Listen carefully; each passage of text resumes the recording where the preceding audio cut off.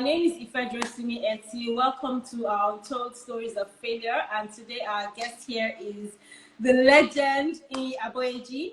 He's such an amazing guy. I met him, I think, 2 years ago now, and he's been supporting me since then. I met him. I think I met you on a trip to DC with the governor. With the last governor. We went to DC exactly. with our governor. Yes, so I met you then, and you've been a major support system. You supported me when I was having my first AGS Enterprise Challenge, when I launched my book and all of that. So thank you. But we met a little bit before that, and it's a lesson about personal relationships. So my sister, Modupe, I don't know if you remember. And my second Baba, Mr. Durosinmi. That's true. Twisted me into making sure we met, and then we did something. Then we now went to Lagos together and all that. So that was how we actually got connected.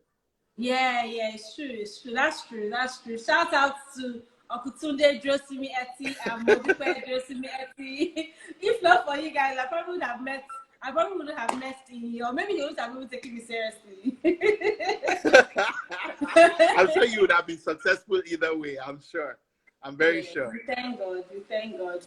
But thank God for the people who have helped us on our journey, Absolutely. In fact, those are some of the questions. They are all parts of our story. They're all parts of our story. Yeah, I'll ask you some of those questions. So, like I was saying, my name is Durosinmi Etti. I'm the founder of AGS Tribe. AGS Tribe is a platform that connects women to each other and to business or career opportunities. So opportunities like grants, fellowships, jobs, and all of that. Right now, we have over 1,000 women on our platform, and we're hoping to continue to increase. And we have so many testimonials that have come from that platform, just from women just collaborating with each other, women collaborating with brands, just all kinds of things.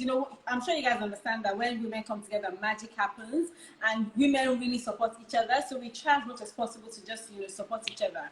So, please just introduce yourself very briefly, not too much, because I'm going to ask you more questions as we go into it.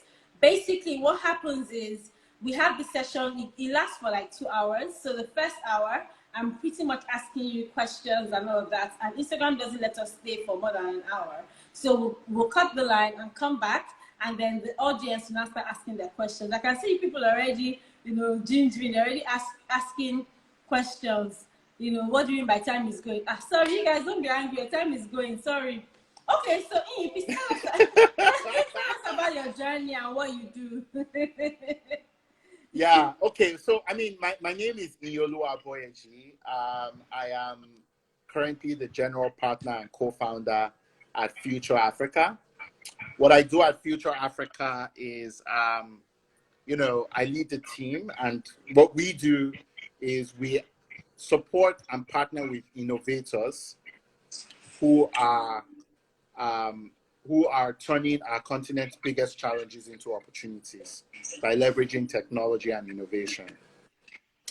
And the goal really with what we're trying to do is, we have a few tools that we leverage to support businesses, right? We have capital, we have coaching, and we have community. And what we try to do is to leverage these things to basically support innovators, help them go from strength to strength. And then what we're most popularly known for, though, is that we write checks, typically $50,000 at the very earliest stages of a company. We write those checks to 20 companies a year, and we help those companies practically scale. And then we provide a lot of coaching and community support to help those companies scale. So that's what we do. That's what I do on a day-to-day basis. Fantastic. And it's funny that you've gone from starting up businesses to now being an investor. It's actually very similar to my story, even though I'm still a small fry. Fry. Look how he's saying that. Look how he's saying it's not true. Okay. It's not true, but yes. Okay. So you said what you do and all of that. So on your journey, because obviously we'll go into like Angela and Flutterwave, but on your journey to success, did you have mentors or sponsors on your journey? Oh yeah, absolutely. Every stage of my journey. So I'm most well known for Andela and Flutterwave, but it's helpful for people to know that those were not the only businesses I tried to found. You know, the very first. Let me tell you first of all. I'll say, you know, how I got into tech, and just I say the story mostly to give you a sense of who mentors can be. Oftentimes, they're not necessarily people with gray hair and that we can't reach. Do you understand what I'm saying? Sometimes they're people that are just, you know, your friends. And so first day of school, I went to campus. There was this guy, he had long hair, Polish, walks up to me and he's like, yo, E, you know, like he didn't know who I was. We introduced ourselves and then he was like, yo, E, can I stay at your apartment? And I was like, okay, first day of school, I don't know you. I have to stay at my house. Let's not let no wahala. I don't know what told me. I just like, no problem. Let me just be helpful. So I said you can come and stay at my place. Now we had this thing in university called cooperative education. So the way cooperative education works is you go, you travel for work, and then you come back. So I mean, people typically, if you made friends in your first semester, everybody is there. But the second semester, for example, I went to work at the United Nations. My friend went to somewhere else, or maybe he stayed on campus. But basically, the idea is you have no permanent friends. University of Waterloo was the kind of place you don't have permanent friends or permanent enemies. You just have, when you see you, you see you. Now, unknown to me, my friend had gone to Silicon Valley. I had gone to the UN. A year later, we just met up randomly in the cafeteria when we happened to align on a term. And we caught up again, and he was telling me about Silicon Valley. Honestly, before this time, I knew Twitter as a site that you used to argue with people. I never thought that people actually built these things. Do you get what I'm saying? I never thought about it. I just, you know, it was just like, you know, and it was because of Pierre that I actually got into tech, because he showed me, oh, this is what happens in Silicon Valley. You can, you know, you can have investors, you know, etc, etc. And that was how I got into tech.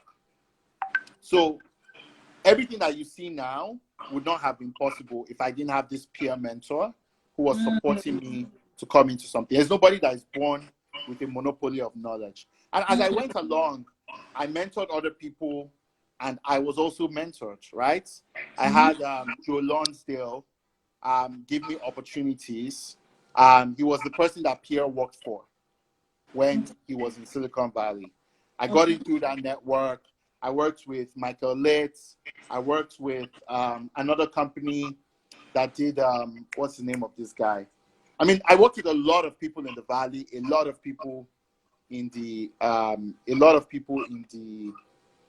Valley, a lot of people in Waterloo, and I learned a lot from everybody I worked with, and that was basically a big part of where I am today. We ended up co-founding bookneto.com together, me and Pierre, and we brought on about 6 other co-founders that were also mentors, quite frankly, because we're all very well versed in technology. One of my friends is Jay Raj. He's the CTO of StopStack. One of my other friends, you know, was helping with marketing and sales. So at the end of the day, like, one thing you quickly learn is that a lot of the times when we're looking for mentors, we are thinking about you know, some big shots, you know, who doesn't have our time and knows everything in the world. And then we forget all our people that are near to us, right? That are peers that we can reach out to for help. You understand what I'm saying? So I think that's where I see, you know, mentorship. Okay, fantastic. I love that you mentioned Waterloo University, because my next question was actually going to be about Waterloo University, which is the school that you went to. So when I was doing research, I saw that the school sued you. And I was like, what? The school Like, how sued would I me. have felt? You know, about my let me school, tell you the my full university story. school, Oh man, it was suing me to court and all that. And eventually, I saw that you had to even sell your company, the company that you had founded, you know, while you were in school, then to like a lecturer in the school. So how did that all work out, please? Oh no, it was a crazy idea. So when we started out, and this is kind of where experience is necessary. So peer mentors, but you also need to have sense. And I didn't have sense. So when we started Bookneto, our whole thing was basically we were going to compete with Blackboard. There was a whole wave at that time where it was like, oh, Blackboard is ugly. It's not nice to students, blah, blah, blah, blah, blah. So we're going to create our own Blackboard. Now, if I had sense, I would have realized that you need a lot of stuff to create the same type of platform that Blackboard has. Do you get what I'm trying to say?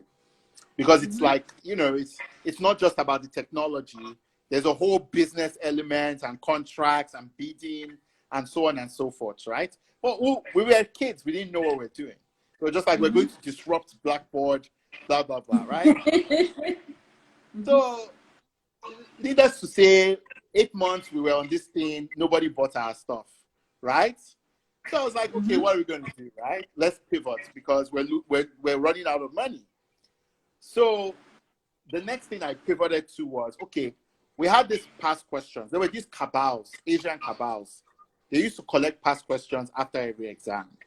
So they'll buy it off you, then they'll scan it, and they only shared with Chinese Students Association. That was their rule, right? Like, if you're not part of Chinese Students Association, you couldn't get it. So we were now like, what do you mean?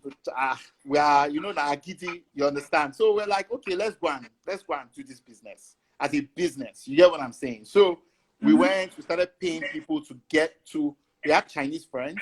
We'll pay them to go and borrow the past questions from Chinese Student Association and scan it. we're horrible kids, man. We'll pay them, so they scan it, then they'll bring it to us, right? They'll obviously upload it online. After a while, we had like a lot of it. In fact, one time, I should not mention this, but it's been such a long time, nobody can sue me. We hacked their server because they had a web platform.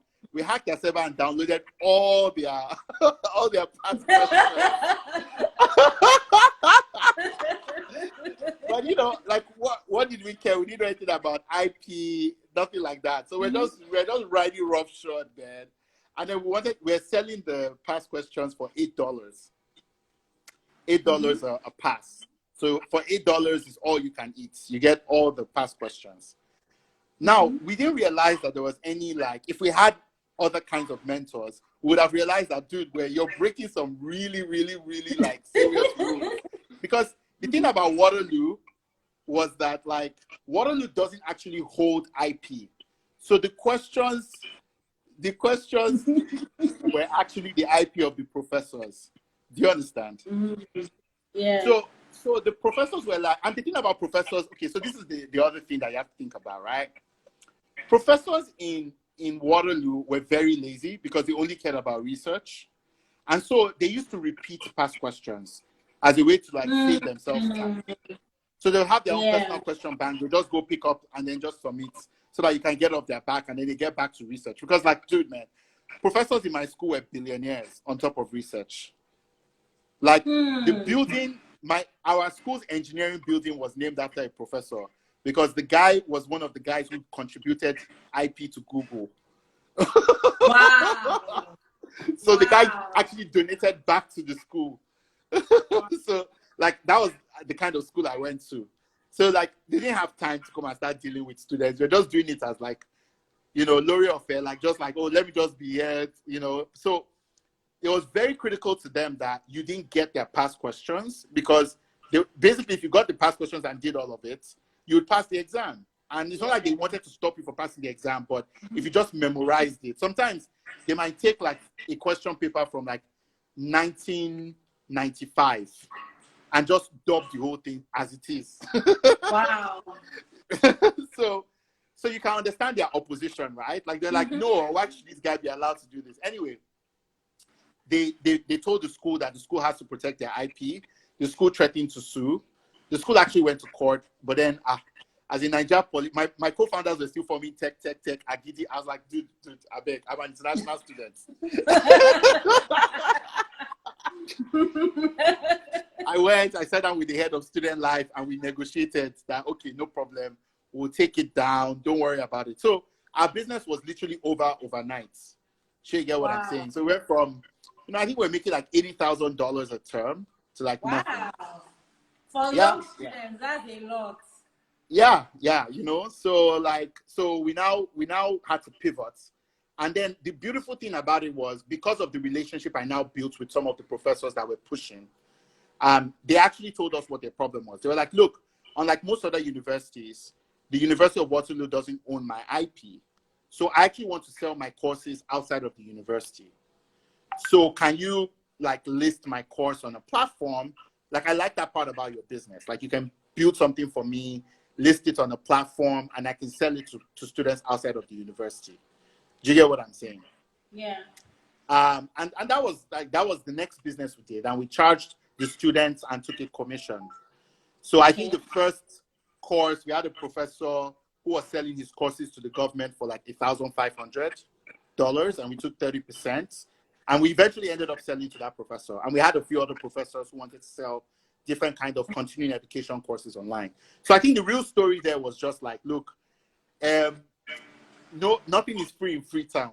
When you're starting a business, you have to understand everybody's interests. In fact, somebody just said they wanted their cut. That's exactly what it was, right? Like, literally, like, everybody wants their cut. So don't come and be forming disruptor, blah, blah, blah, blah, blah. You just end up in jail. You have to understand, okay, what's your interest? What's your interest? Because at the end of the day, it was still a decent business that we ended up doing. Like, I think we made about 120K the last year of doing business. And he bought us out because he was making a lot of money. Yeah. So it's not everything that you use at Giddy for. Aluta does not work in business. Wow. That was an interesting story. And the truth is, maybe you probably wouldn't have even started all your other businesses if you didn't go through that. No, if I didn't go, yeah, absolutely. You know, I'll be honest, I did learn the lesson again in Nigeria. So when I came back to Nigeria, I started a business called Fora. Because I was like, that was my next question. In abroad, they have laws. In Nigeria, no, but I learned one important thing, which was make sure you get clearance from governments. So I went to NUC and I wanted to start like an e-learning platform. But this time I would load the content from the US. And then if, for example, you're in Covenant University and you didn't have a Python teacher, you'll be doing the course from the US. Do you understand what I'm saying? Instead of waiting for a Python teacher that you don't have. That was the ideal. So I went to NUC to get permission. Oga, nothing happened. Wow. I waited in front of that guy's office. The guy is actually now the deputy head of NUC. So it's very funny. So the guy was like, yeah, lie. This guy is not getting this open distance license. Lie. The guy didn't agree. It didn't go anywhere. I wasted all my money. I was broke. I ended up having to run back to my parents and live in their house for a while. Then I came to Lagos to hustle. So I guess that's just like a lesson. I mean, you learn new things every time, and it shouldn't be a bad thing. But yeah, basically, like, I learned a lot about dealing with constituted authority, as we say in Nigeria, from those two experiences, right? Every business has constituted authority. The most important thing for you to do is to align yourself with them, right? Instead of trying to form by the rules and all that stuff. Yeah. So the Fora pivot, because when I saw Fora, when I read some more about it, I saw that it was the model was actually very similar to Andela's model. So did Fora eventually pivot to Andela, or how did that whole process work? Okay, so what happened with Fora was, I told you now, the first approach I took was that one I described. It didn't work. And I guess one big lesson from it is, one thing I would pride myself for, I failed a lot, but I've learned in life, right? It's never actually about failing or not failing. Failure is guaranteed, almost certainly. In any case, right? Whether you like it or not, no matter how talented you are or whatever, what is important is that you have to learn from it, and then you have to adapt. And I would say the one thing that kept us in business this long, or has kept me in business this long, is that if you like, give me a truckload of lemons, we will start lemonade business. We'll be selling briskly. So your ability to adapt is everything. So when Fora didn't work out because I never got that license, I pivoted. I was not asking myself, like, look, I'm trying to get a license. There are other parts of the world where people already have this license. So instead of like worrying my head and all that kind of stuff, why don't I do a model where I actually guide Nigerians to those already accredited online programs? And people like foreign degrees anyway. So I started studying that market.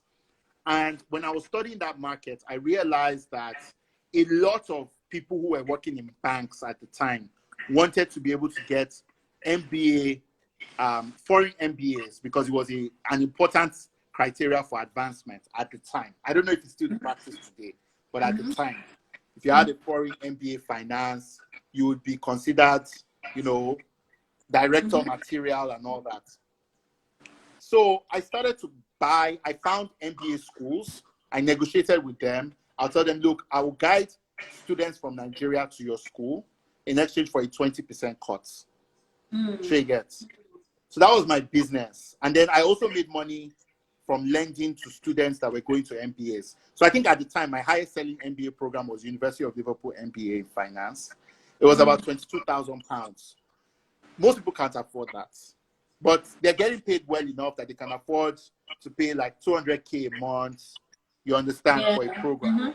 So what I did was I would organize a financing plan for them. I'll pay upfront, get my 20%, and then give them a loan and also get money. So this was like the business I was doing. Wow. But, the problem was that business had a very limited market size, because how many people are earning 200K a month? So after a while, I got tired of the business, but it was just going, it was paying my bills, it was all good, right? So I went to New York and I met with somebody called, I met with Jeremy, who's my co-founder at Andela. I met Jeremy a long time ago when I was coming back to Nigeria. We're friends. So every now and then I just share, like, here's what's going on in Nigeria. I'm going back, here's what's going on, all that.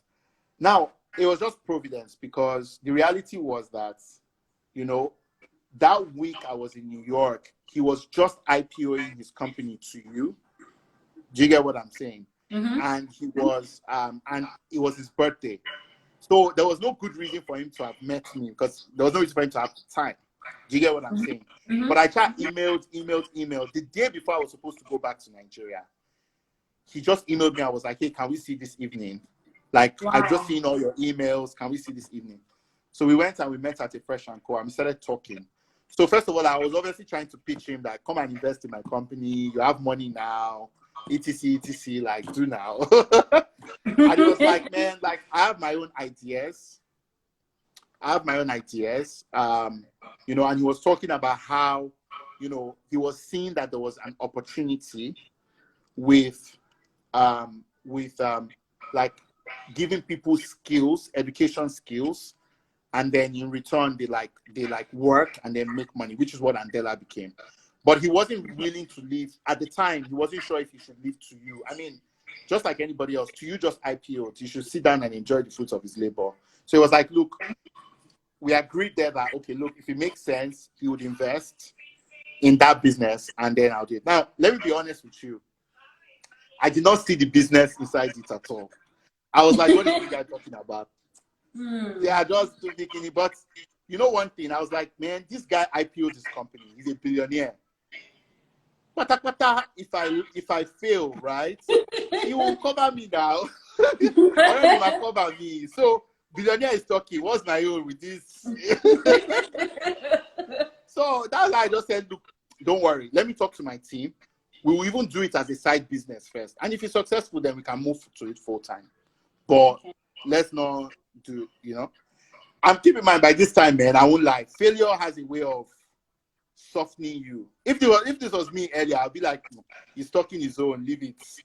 But this time, I was desperate to be successful. Let me not lie. I was like, let me follow this billionaire. Let me not be trying to form anything. So that was how we started working. So Fora actually ended up starting as like the pilot version of Andela, because that was what we had at the time. Okay. Now, as the thing became more successful, we're able to, I told him straight up, I was like, look, this thing will only work if you're the CEO, because I don't know where you can raise capital for this thing. You know? So I was like, anything that it takes for you to come and be the CEO of this business, so yeah, come and collect. So that's how it now came in, and that's how it went. But one thing I learned, I mean, it was a very, very timely time for me, because literally, like, Fora, like, taught me wahala of Nigeria. Like, in terms of, like, how, if you want to be successful, you have to be desperate for it. Because when I came to Nigeria, I came with my shoulders up like this. But by the time that, like, and my father was very practical. He was just like, look, you have two options, right? You can't be wasting your time and I'll be funding your lifestyle, and you're trying to do business. You won't learn. So you have two options. Go and work for LNNG. I was supposed to be working for LNNG. Go and work for LNNG. Go to law school, right? Or if you're going to do this entrepreneurship thing, pay me rent. So wow. Those are my options. So as I don't get money for, and I didn't want to leave my hustle, I basically went. I rented a place in Bariga and started working out of CC Hub. Thank God for CC Hub.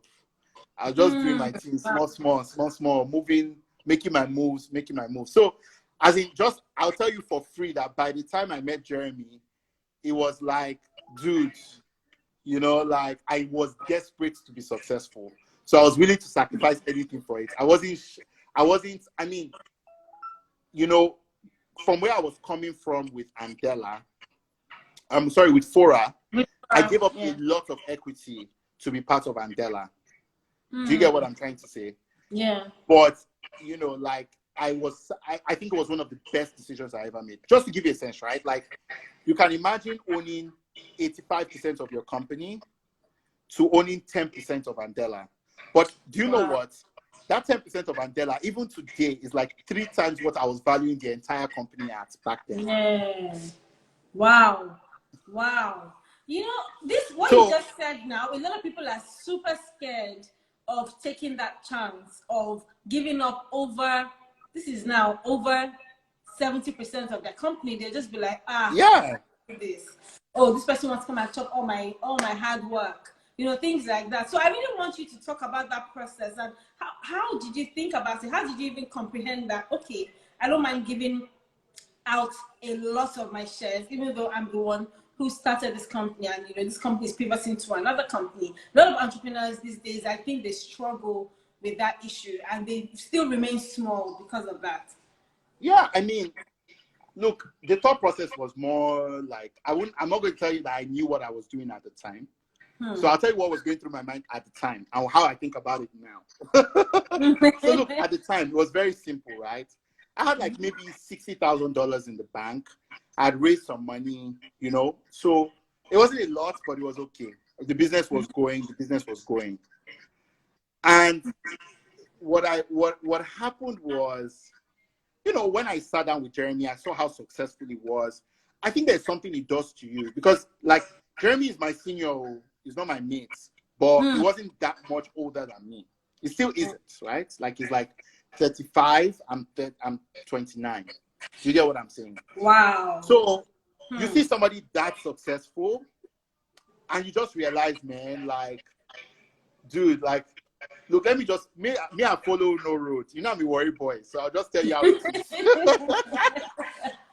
is. Follow who no roads. Like, let me not even be like forming anything. And until your ego gets to that point where you're so desperate for success, you're just going to follow somebody that knows the way it's going. You're not going to get it. You're not going to be able to do the things that you need to do to be successful. And the one thing I also learned was, and it's something I always tell my mentees, I say, look, all it takes for you to be successful is just one win. And it doesn't matter how you do it, because success compounds, right? Success just compounds. You understand what I'm saying? So I was just desperate for that, like, one win. I didn't care how I was going to do it. I wasn't like, I was just like, look, anything that is not illegal, I will do it. Yeah. You understand? So long as I can get there. And this was after a lot of failure again and again and again. So I think really what it was just, I just realized, look, there's no point. I can try it. It's not worse than the failure I'm in already. Pata, it doesn't work out. And what's the difference between where I am and what it is? I mean, my business was doing okay, but it wasn't like life-changing. I was making enough money to pay rent and pay my staff, but it wasn't like, you know, I would have just been a small business owner. So I feel like every time in life, and I think one of the things that really shaped my thinking, or now I'll tell you my reflection, is that, look, at the end of the day, right, you can take many chances in life, right? But you just have to remember that, you know, what it takes for one to be successful is that you have to want it more than anything else in the world. And it's not just a function of your efforts. It's a function of your ability to go into specific kinds of networks and access that you have.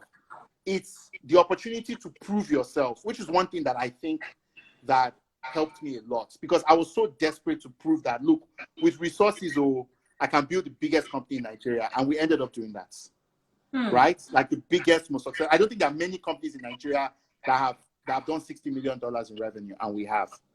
Do you get what I'm trying to say? So I think for me, it was just that combination of like, first of all, you know, let me follow somebody that has already been successful. Because the thing about this success, Jeremy is still a mentor to me till today. Because as far as I'm concerned, I would be nothing if I didn't work with him. So that ability to judge, okay, look, this guy has already done it. Can I just learn from him and work with him? Do you get what I'm trying to say? Yeah. Second of all, that desperation to be successful, such that like whatever it takes, you're willing to do it. Do you get what I'm saying? And then an understanding of the fact that, look, all life is risk. All die and die, as you go say, I'm for worry. All die and die. So where I am now versus where this guy is going to take me, big deal, right? Even if I get nothing out of it, I'll be fine. Do you get what I'm saying? Just back to square one. So that's really what it was for me. Wow, that's super inspiring. I'm going to kind of think about my life after this. The next question I have for you is, how did you guys meet Mark Zuckerberg? Like, do you have his phone number? Can you say, oh, hi, Mark, can we go and get a cup of coffee? So again, this is where networks matter, right? I wasn't the one that went to meet Mark Zuckerberg, but I'll tell you how it happened, right? So we wrote an article. One of our early staff, like one of the earliest people at Andela, was a guy called Adam. And Adam was Obama's speechwriter. Wow. And he's the guy who actually built the Andela brand. So you get what I'm saying? Like, to be honest, the guy is amazing. He I think now he's just kind of retired or whatever. Who knows? Maybe he's going to do something for Biden. But this guy is like the best. Everything about mission-driven communications, I learned from Adam. Like, period. So basically, Adam knew somebody called Chris Hughes, and Chris Hughes knew Mark Zuckerberg because they were co-founders. Chris Hughes was one of Mark Zuckerberg's co-founders of Facebook. Now, we wrote an article. It was a very ingenious strategy. We wrote an article in the Wall Street Journal. It's actually still up to date. Will the next Mark Zuckerberg come from Africa? Adam got Chris Hughes to invest in the company before. So when we wrote that article, we sent it to Chris Hughes. Chris Hughes sent it to Mark Zuckerberg. Mark Zuckerberg now called my partner to have a conversation. And then they started working. Do you get what I'm saying? And basically, like, you know, before we knew what was happening, you know, Zuck was also going through his own transition. He was creating CZI. And then they basically did the deal. And then me, I won't lie, I just showed up. You know, I co-wrote it with my co-founder. It's favor, don't be labor. Don't be saying Mark Zuckerberg can't find me. But when he came to Nigeria, like, he wanted to meet up and wanted to talk about like the ecosystem and stuff. So we just, like, you know, that was when I met him officially in September. And even that self, you know, at that time I had actually left the company. It had already been announced I had left the company. And because it was announced and no one knew whether he was coming to Nigeria or whatever. So I'd left the company and, but you know, like, they didn't even tell me he was coming. Someone just told me get on a plane to Nigeria. I was in Silicon Valley then. Get on a plane to Nigeria. Overnight, I booked tickets. I was on my way. Wow. Wow. Right? And that was how I got to Nigeria. So that famous picture you see, it would have never happened but for like very near misses. And you know, the truth of the matter is like a lot of this stuff is just luck. That's the funniest part. Like it's just like I'm sorry, I don't know. People are not religious on I know it's not a religious program, but it's like, you know, like it's like grace of God, you know, because a lot of this stuff, like, you know, you like it's like so tiny. You wouldn't have got, you know, it would never have happened, but it was huge for me. Like literally at the time that Mark Zuckerberg came to visit Nigeria, I was fundraising for Flutterwave in the US. Right? And I was having trouble, man. Like one would have thought because I was a successful co-founder in Nigeria, it would just be easy. But it wasn't easy, man. I was like failing. You know? Until I took that picture. When I took that picture, we raised $7 million instantly. Wow. So, wow. You know, like it's never that simple. You get what I'm saying? Like a lot of it is like, even when you're successful, you still have to hustle. Like and honestly speaking, man, as in, I always say that the hustler I was, you know, before 20, I want to get back to that level of hustle. Because honestly, man, like, I don't lazy, as in, I'm a very lazy guy. money has entered your pocket. It's not the money like that. It's just that, you know, the ability to make spontaneous. See, I used to enter plane every Tuesday. Wow. Between Nigeria and San Francisco. I know that route like the back of my hands. Every Tuesday, let me tell you, I'll enter plane because I had to be in San Francisco every Tuesday, so I leave on Sunday. Do you get? So Sunday night, I'll enter plane straight to Atlanta. From Atlanta, first flights in the morning, San Francisco. I didn't used to live in Silicon Valley because it was too expensive. So what I would just do is, and also I had a payments business in Nigeria to run. And you know, bank CEOs, they don't want to hear that one. They want to be using Zoom. It's not that people are using Zoom to do business. Bank CEOs don't want to see you. So, like literally, I used to do that flight every week. Every week for like 8 weeks, 8 to 10 weeks, every week. So it's not easy, It's not easy to go from failure to success. It's not easy. You have to want it. Wow. That was very, very inspiring. People need to understand that nothing will come easy to them, and they have to show up. Like showing up. I always say, even if you don't have sense, just show up. Sense will follow on you. That's what I always say. Like you don't have to be the smartest person. Just like you said, follow who no road. And follow no road, though. That's the main thing. Wow, amazing story. Okay, so I remember that you left Flutterwave, I think in 2018, if I remember correctly, or maybe last year. Actually. Yeah, 2018, October 2018. Yeah. Yes, exactly. I remember. And from the outside, it seemed very abrupt. Like it happened so quickly. I don't know how it happened on the inside. Can you tell us that story? What happened? Well, I mean, okay, so a couple of things happened, to be honest, right? The first thing was the company had actually grown much faster than anybody had control over, right? Like the company was growing fast. And for me, my own style is that, you know, when I'm not needed somewhere, I don't like to stay around, because it's when you are somewhere where you are not needed that you now ego now starts, you know, entering you, and you feel like you know what you're doing and all that. So once a company gets past the difficult parts, and by difficult part I mean like, look, there's no money, there's no anything, there's no, you get what I'm trying to say? You know, like I just leave. That's my own. I leave because, well, first of all, there's a lot of it that is spiritual as well. Like I just heard from God and I left, right? And really what it boils down to is just, for example, in my case, I had capable co-founders. Do you understand what I'm saying? And, you know, it was starting to look like a two captains in a ship type of thing.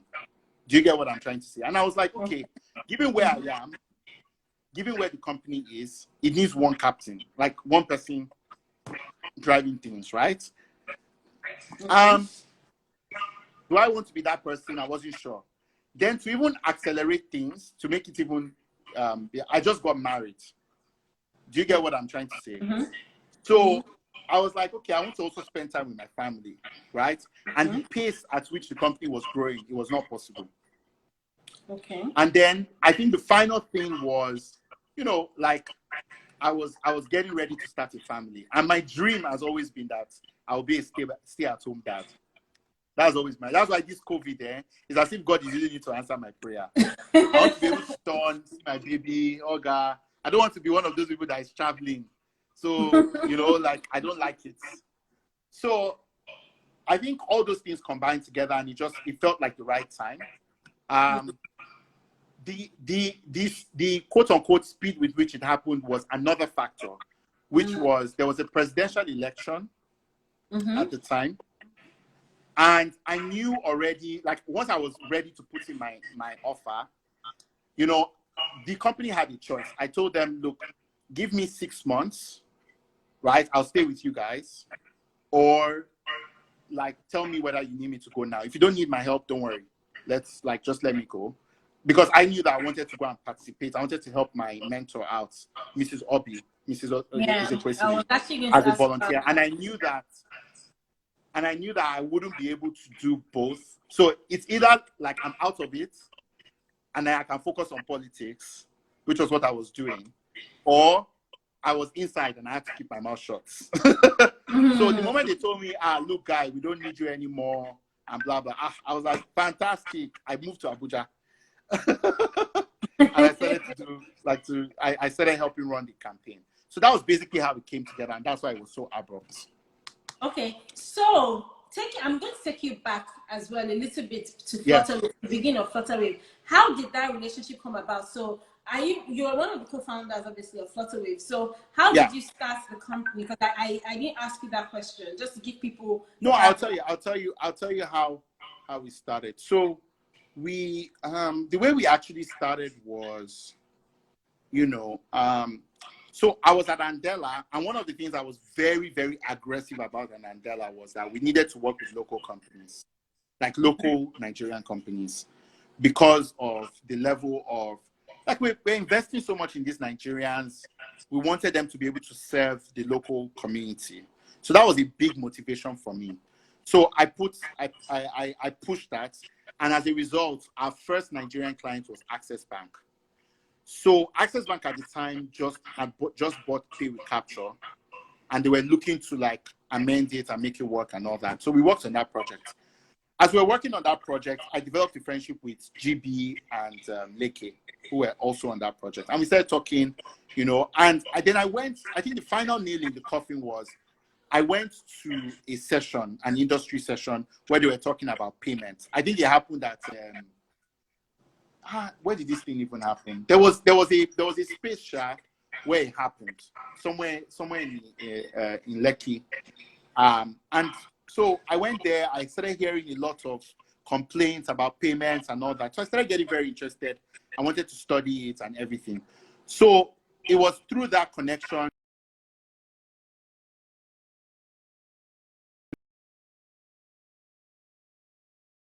And the banks were not always willing to put up that finance because they didn't believe in the business case. But I told them, okay, no problem. I'm willing to do the sales, and I'm also willing to help them put it together. So that was how we just started. So we started with a bunch of people from Pay with Capture working with us part-time.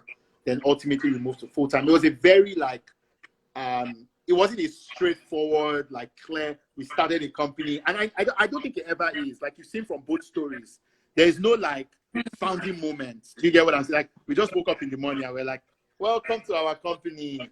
So when I see people like focusing so much on like incorporation, all this thing, I'm always laughing because I'm like, man, companies actually come together in a much weirder way than you expect. And everyone is different. Do you get what I'm saying? So that was how we actually started.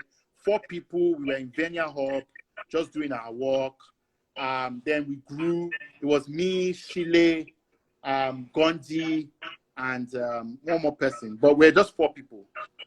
I hope I'm not forgetting anybody important. But there were a lot of, like, there was a lot of work. And before I knew it, we had grown. I went to learn about the payments business in Arkansas.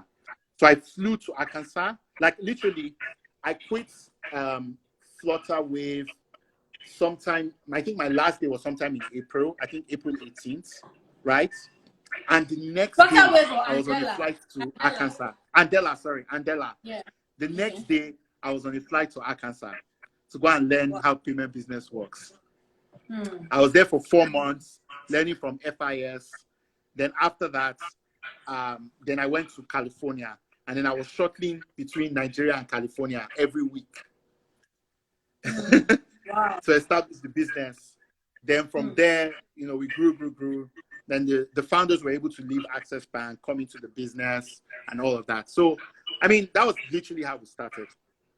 Wow. So when you left Andela, so how did Jeremy feel?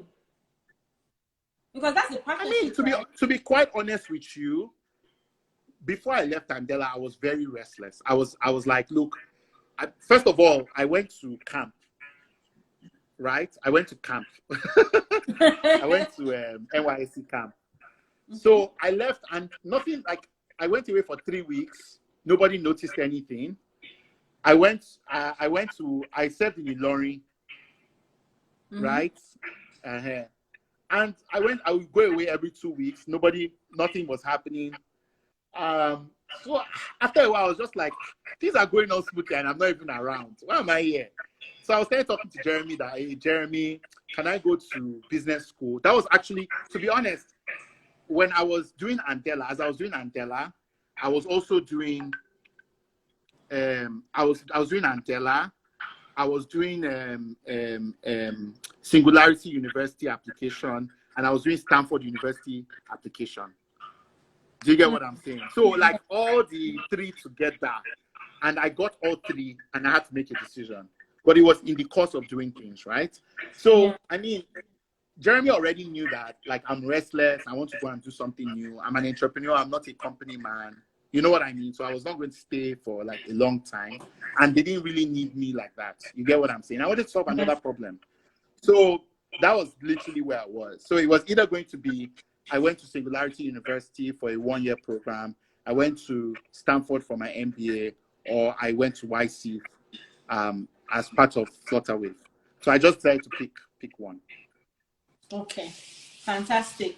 So the next question I have for you is, a few days ago, you put up a tweet about you investing $40,000 in a business, and immediately after that, the guys went to university. So how do you feel? How do you feel about it? You know, them leaving the business that you had just invested in. And so I know you said you felt as if you just paid their school fees. So how do you feel about that? And is the business still running like today? Anything like I said earlier, right? Whatever it is that you try to do, failure is guaranteed. Do you understand? What is not guaranteed is what you do after you fail. Do you get what I'm saying? So, I mean, I went into it very innocently. I wasn't the only one, though. So it's not like as if I was a bad investor. But I went into it, I felt like, and to be fair to the guys, it wasn't entirely their fault. Do you get what I'm saying? It wasn't entirely their fault. It was, the market conditions and all that. But I felt like personally, and I guess this is where I'm different, so to speak, right? I felt like personally, if it was me, and I know instances where I've done it, I would have stuck with the business. I won't go to school when the business is not doing well, right? In fact, let me even tell you one story about the Fora Andela thing, right? You see, when Fora transitioned to Andela, it wasn't a straightforward process because Andela people's argument was, we are starting a new business, so this was not what you were doing before. I acknowledge that we used some of Fora's resources, but it was just because we were starting. So come with us to go and do Andela, and let's leave Fora alone. And this was part of the reason why I ended up with 10% of the company, right? It wasn't like they were being unfair to me. It was just how it was. But the problem I was like, look, guys, I understand where you're coming from, and I can come and join you. But I have this company that I'm doing. The company has investors. The company has staff. Why don't we find a way to include all of them into this new entity? So I now ended up so they now told me, well, whatever you like to do, my own is share that. This is your portion of the equity. Whatever you want to do with that equity in your business, So I now ended up sharing my portion of the entity in Andela, my equity in Andela, to all my investors and then obviously I made sure that all the people that were in Andela with me, Fora with me, transitioned into Andela. And I think it's a value, like treating investors properly and making sure that you are the last man. That, I think, for me personally, that's what leadership is being the last man. Do you get what I'm saying? Like, you will take the heat of everything that happens. You get what I'm saying? Failure or success. So and that's I very think for me, what it was less of like as if it was a function of what they did, but it was more like, why you should take pain with me as well. If I'm feeling pain, you should be feeling pain. It's not nice that I'm feeling pain as an investor. I've put my money with you, and then you went to school. It's not fair. So, but I've learned, whenever I'm funding founders, I look for that quality of like being sacrificial. Yeah. You understand what I'm saying? Like, if the founder doesn't have that quality, I don't do business with the founder, right? Because like, I just feel like, look, at the end of the day, like I said, failure is guaranteed. That's the one thing I want to take away from this thing. It's just failure is guaranteed. The only difference is like, how do you react after the failure happens? What will you do next? And some people's approach is, when failure happens, they think about themselves, they ditch everybody. When failure happens, I mean, my approach is to lead. That's when you need leadership the most, when there's failure, right? Yeah. So that's how I think about these things. Wow. That element of sacrifice is very important, because some people, especially in Nigeria, I think abroad, people are more considerate because of the ecosystem. But in Nigeria, it's like, it's a dog, it's dog. I'll just be like, I beg, I've bounced. I've seen something better, so move. I'm with this billionaire. Yeah. I'm not even going to introduce you to this billionaire before you come and, chop from me, or come and move from the deal. Stuff like that. So that element of, sacrifice, that element of, brotherhood as well, or sisterhood, as you may call it, is very, very important, because you don't want a situation where people are, stealing from each other or stabbing each other in the back. That's no. what I'm looking for. Okay. Yeah, exactly. It's very key. Very. Okay, so tell us about some of the lessons you've learned from partnerships, because I've seen that almost all your businesses, you've partnered with different people. Tell us about some of the lessons. And this is the last question before the phone cuts off. Partnership is well, first of all, I'll tell you this, right? Very early on in my career, one of the biggest things that my mentor, Joe Lonsdale, told me, he was like, look, man, it's better for you. Like, the most successful companies in the world are companies where each of them individually could have built a decent business. Like, they could have built a nice $10 million business, paying them well, paying a few staff. You get what I'm trying to say? And, they'll be okay. But all of them decide to come together and build a $1 billion business because it's exponential. So I learned that from a very, very early in my career. I had those words of wisdom. So I've always been somebody who values partnerships. But the other side of partnerships is partnerships are hard.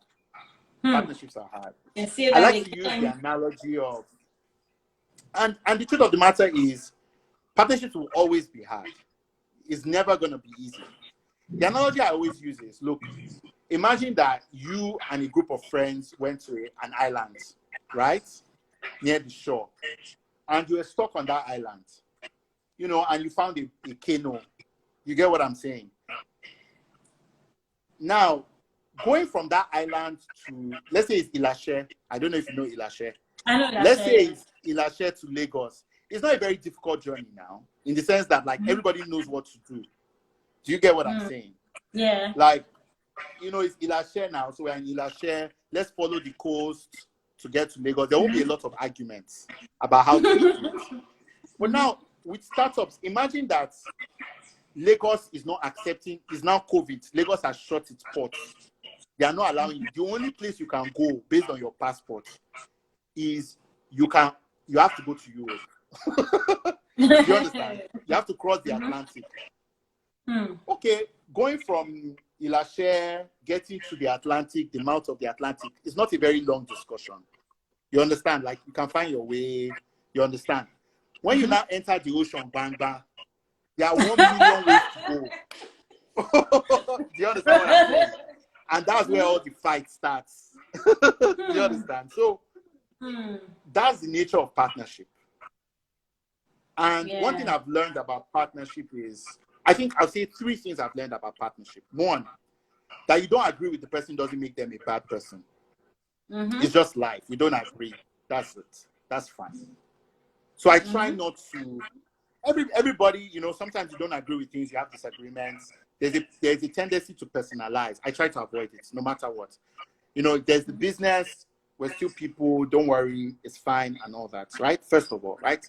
Second thing I've learned about partnership is, look, it's good for you to, when the Bible says, forgive your brother 77 times, and it's something that gives me an interesting window into the mind of Jesus in my mind. Like, for me, I'm sorry to go religious, but just forgive your partner in advance, because they will offend you. Just consider it is done. So just forgive them in advance. Don't even debate. Don't just the one you do is okay. Just do and go. Do and go. Forget it. So that's the other thing, right? And the third lesson, I think the third lesson I've learned with partnership is that it's important to be clear about what you stand for. Do you get what I'm saying? Yeah. So when you know what you stand for, because people have a range of ethics, and sometimes their decisions are not bad. It's just a function of principles. Do you get what I'm saying? Yeah. But it's important that you declare it from day one, and you make it very clear that, look, in this partnership, this type of thing, don't bring it to me. Do you understand? This type of thing, let's do. That way, everybody can live in peace. It's always important to be aligned on the one thing, which is mission. You both have to want the same thing. Do you get what I'm saying? It's going to cut off now. It's going to cut off now. So, guys, if it cuts off, just come back. We're coming right back immediately. Okay, we'll come back. We're coming back immediately. We're back.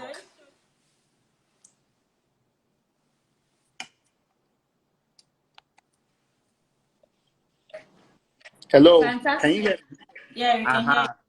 I think there's a new problem or challenge with Instagram, because it didn't upload to my bio. I think now it's like goes to IGTV immediately. I don't really understand. So I hope we still have the replay, but we'll see after the session. Well, don't worry, we'll talk to Mark Zuckerberg. We'll just write email. We'll call him. Fantastic. Okay, you were talking about the third lesson you've learned from partnerships before. Like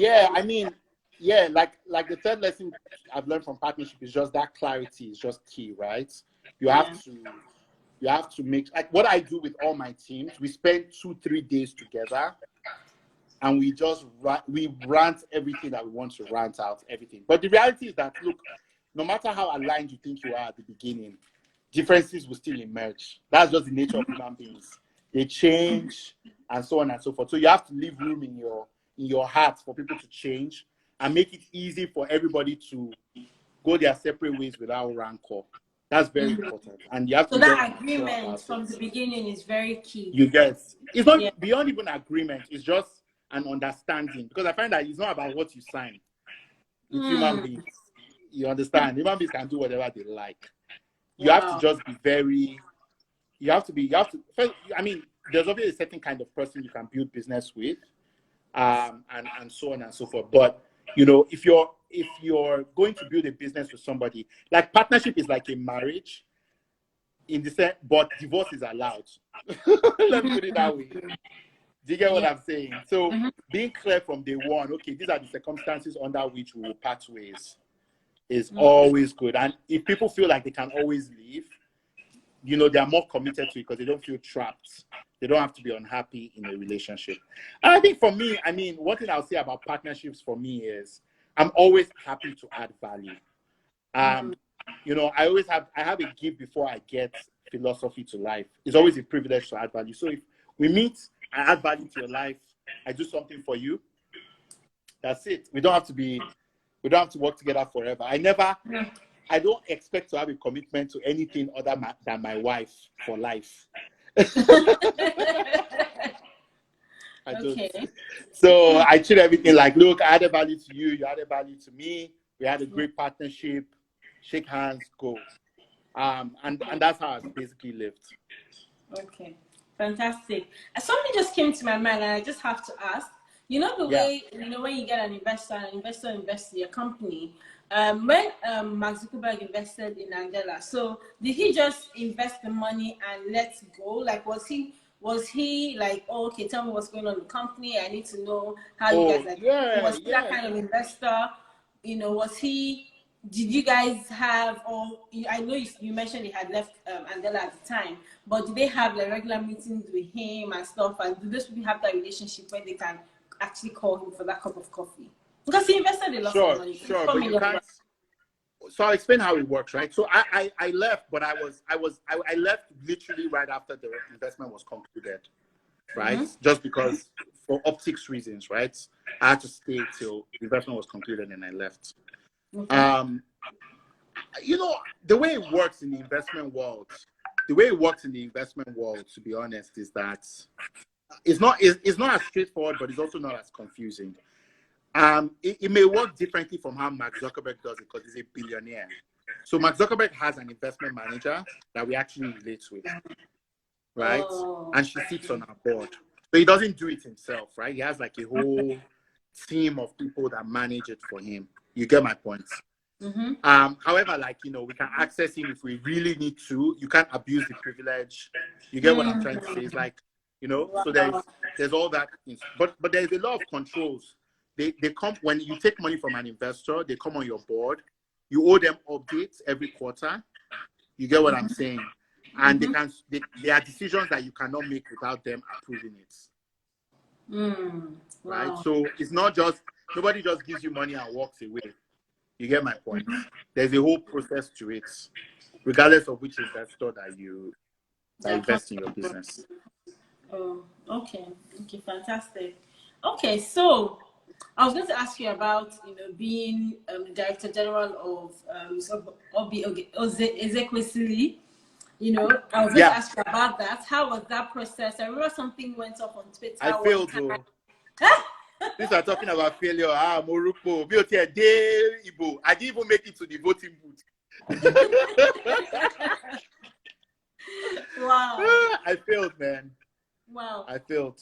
Please tell us about it. But no, it was an amazing experience. I wouldn't lie. I wouldn't trade it for anything. I learned a lot about how Nigeria actually works. I think there is a level of shelter that people like us that have internet and all that stuff, there's a way we think about the world that I would argue that, look, if you want to be successful in business, spend some time in politics just to understand how Nigeria actually works. You understand what I'm saying? So, I was very grateful for that opportunity. I loved the woman I was working with. But man, the thing was James Bond. It was James Bond, man, because okay, so my experience was basically that there was a campaign director, and then I was brought in more or less in the middle because there was issues that required active resolving. And there were a few mistakes we made. I'm sure even Mom would agree. I call her Mom, not Madam President or Mom. That she would agree we made a lot of mistakes because we were very green politicians, right? The first mistake we made was the political party we chose. We thought, okay, they have structure.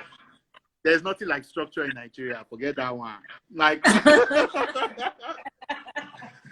the grassroots politicians are the same. They work for all the parties. Wow. Depending on how much you pay.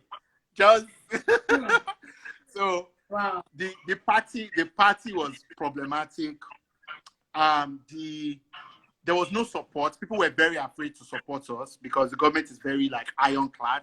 But I think that people overrate, I think, the level to which government is vindictive or can be vindictive. I think maybe because till tomorrow, I still call all the people that are in Aso Rock. Everybody, I can call them one hand. If there are issues that I have, I will still call them to answer me because So I suspected rightly that a lot of if you go against government is wahala. it's not like it. In fact, what I saw, to be quite honest with you, is that I don't want to say Oleni everybody, but like all of us are together. You get what I'm trying to say? At the end of the day, you see one PDP guy and one APC guy. It's only on Twitter that they fight. Do you get what I'm saying? So I learned a lot about how politics actually works. And then I also learned a lot about the importance of media, right? Like that whole election, let me tell you, the thing that was actually very interesting that I saw was that, people will not believe me, but we didn't spend a lot of money for that election because we didn't have the money to spend, not because we didn't want to. If we had just 3 times the amount of money and we picked the right party, honest to God, we would have made a big dent. And what was it? It was just understanding how media works in Nigeria. You are larger than life on the pages of the newspaper. And we were in front of the pages of newspaper every day. So, in fact, people were calling my Oga and telling her that it must be Obasanjo that is funding our campaign. That Atiku must be funding our campaign. I was just laughing because we knew where the money was coming from, and it was our money. It was not like we didn't get any big donations from any anybody, anything. It was just larger than life campaign. One other innovation that we came up with was the market storms. Those things worked very well. Like we were mimicking US style elections, right? So instead of we'll go and do one big rally, you can't meet your presidential candidate one-on-one, we will enter the markets and go and be meeting ordinary people. So you can imagine a market woman seeing a former minister of education, a former World Bank VP. I mean, it was just life-changing. Do you get what I'm trying to say? So, I mean, like I said, failure is guaranteed. I've considered that my MBA in politics. In fact, I told my mom was trying to nominate me from some HKS. I said, the one that I've learned with you and HKS, which one is more important? I beg you, leave that one. You know what I mean? If today, and you know what I mean? If today, it's not even a matter of if today. I still consider myself actively in politics. I'm not going to be as vocal because I think there are other ways to bring one point across. And I'm a little bit disabused. If you like, you can say I've lost my innocence. A lot of the people that we stand for on social media, in the back, they are together. Do you get what I'm saying? So I've learned that, I'm a little bit more skeptical. I'm a little bit better educated, politically educated. But the reality of the matter is that, look, there is so much to gain from more young people getting engaged in politics. There is campaigning, there's electioneering, there's getting out the votes. And I learned so much from all of them. We didn't make it to the polls, and we didn't make it to the polls because I had to do some James Bond. So the story about that was that people don't really know the story. I actually want to write a movie about it. So if you're a really good script writer, get in touch. Let's make this movie together. I can get all the rights. I have footage. I have recordings. Oh, nice. So nice. this is my publicly foray into because Nigerian elections are stranger than fiction. But this was basically the story. Our chairman was a turncoat, right? So basically, he was in the race. There's this cadre of people that they are political party chairmen, but they are just in the elections to make money. So the whole idea is they will pretend like they're campaigning, and then at the end, they will get paid by presidency or opposition to endorse one of the two. But their whole idea is it's part of the electioneering process, really. They gather supporters for you, and then they hand them over to you. So we didn't know, but it was 419 from day one. Do you get what I'm saying? But I was always suspecting because they never gave us information about their structure. They always say, we have structure, we're in all these states, they have all these people. So, okay, so when I now became deputy DG, there was a DGO, but I was the one running the campaign. Me and the campaign director. The DG was a party guy. So the guy was not interested, he just wanted money. And then what happened was that And now I was suspicious. So I said, okay, let's tell these guys to bring all their state chairmen to Abuja and all their campaign coordinators to Abuja. Let's house them, let's do everything and make sure they have a good time in Abuja. And then we'll do like a proper launch of it and everything. So unknown to me, they had no such structure. They were just picking people from the streets to come and say they are party chairman for this state and all that. We now discovered in the process of hosting this summit that there was no structure. And then, you know, it was just funny. They now started getting more and more aggressive. So unknown to them, I had kind of converted one of their own people to be spying for me. Do you understand? So I was like, dude, don't worry, I'll give you 100,000 naira. By the way, in politics, everything is paid for. If you're not paying for something, you're not getting it. So forget about that. So I paid the guy 100K. I was like, just be there, but allow me to be hearing anything that they talk about. So I now started picking up intel that I won't say, but the government had paid them. Somebody in the government had paid them to basically like say my boss was endorsing Buhari. Do you get what I'm trying to say? So the day they were supposed to announce, I don't know if you remember, but the day of their press release was the same day we ended the campaign. And we had one of three options, to be quite honest, right? We were either going to say, oh, we don't support Buhari, which would then be confusing. The second option was to say we're stepping down. And the third option was to say, oh, we are, you know, we're supporting Atiku, basically, right? Because if you don't support Buhari, who do you support? So we're like, look, there's no point. Let's just say we're standing down so that it doesn't seem as if we are supporting one party or the other. Do you get what I'm trying to say? Because we didn't really believe in any of the parties at all. So, bro, I learned a lot. Like, I put out the press release and stood down the campaign at 5 a.m. in the morning. I didn't sleep because we had to make sure the announcement was out before their press conference. I had receipts of where their press conference was, how much they had been paid, how many state chairmen were going to be there. Like, dude, it was an intel operation. I learned so much. And I think it's changed a lot of my models, my thinking models about how to be successful as a business person in Nigeria. And it's also giving me more understanding about how things work in Nigeria.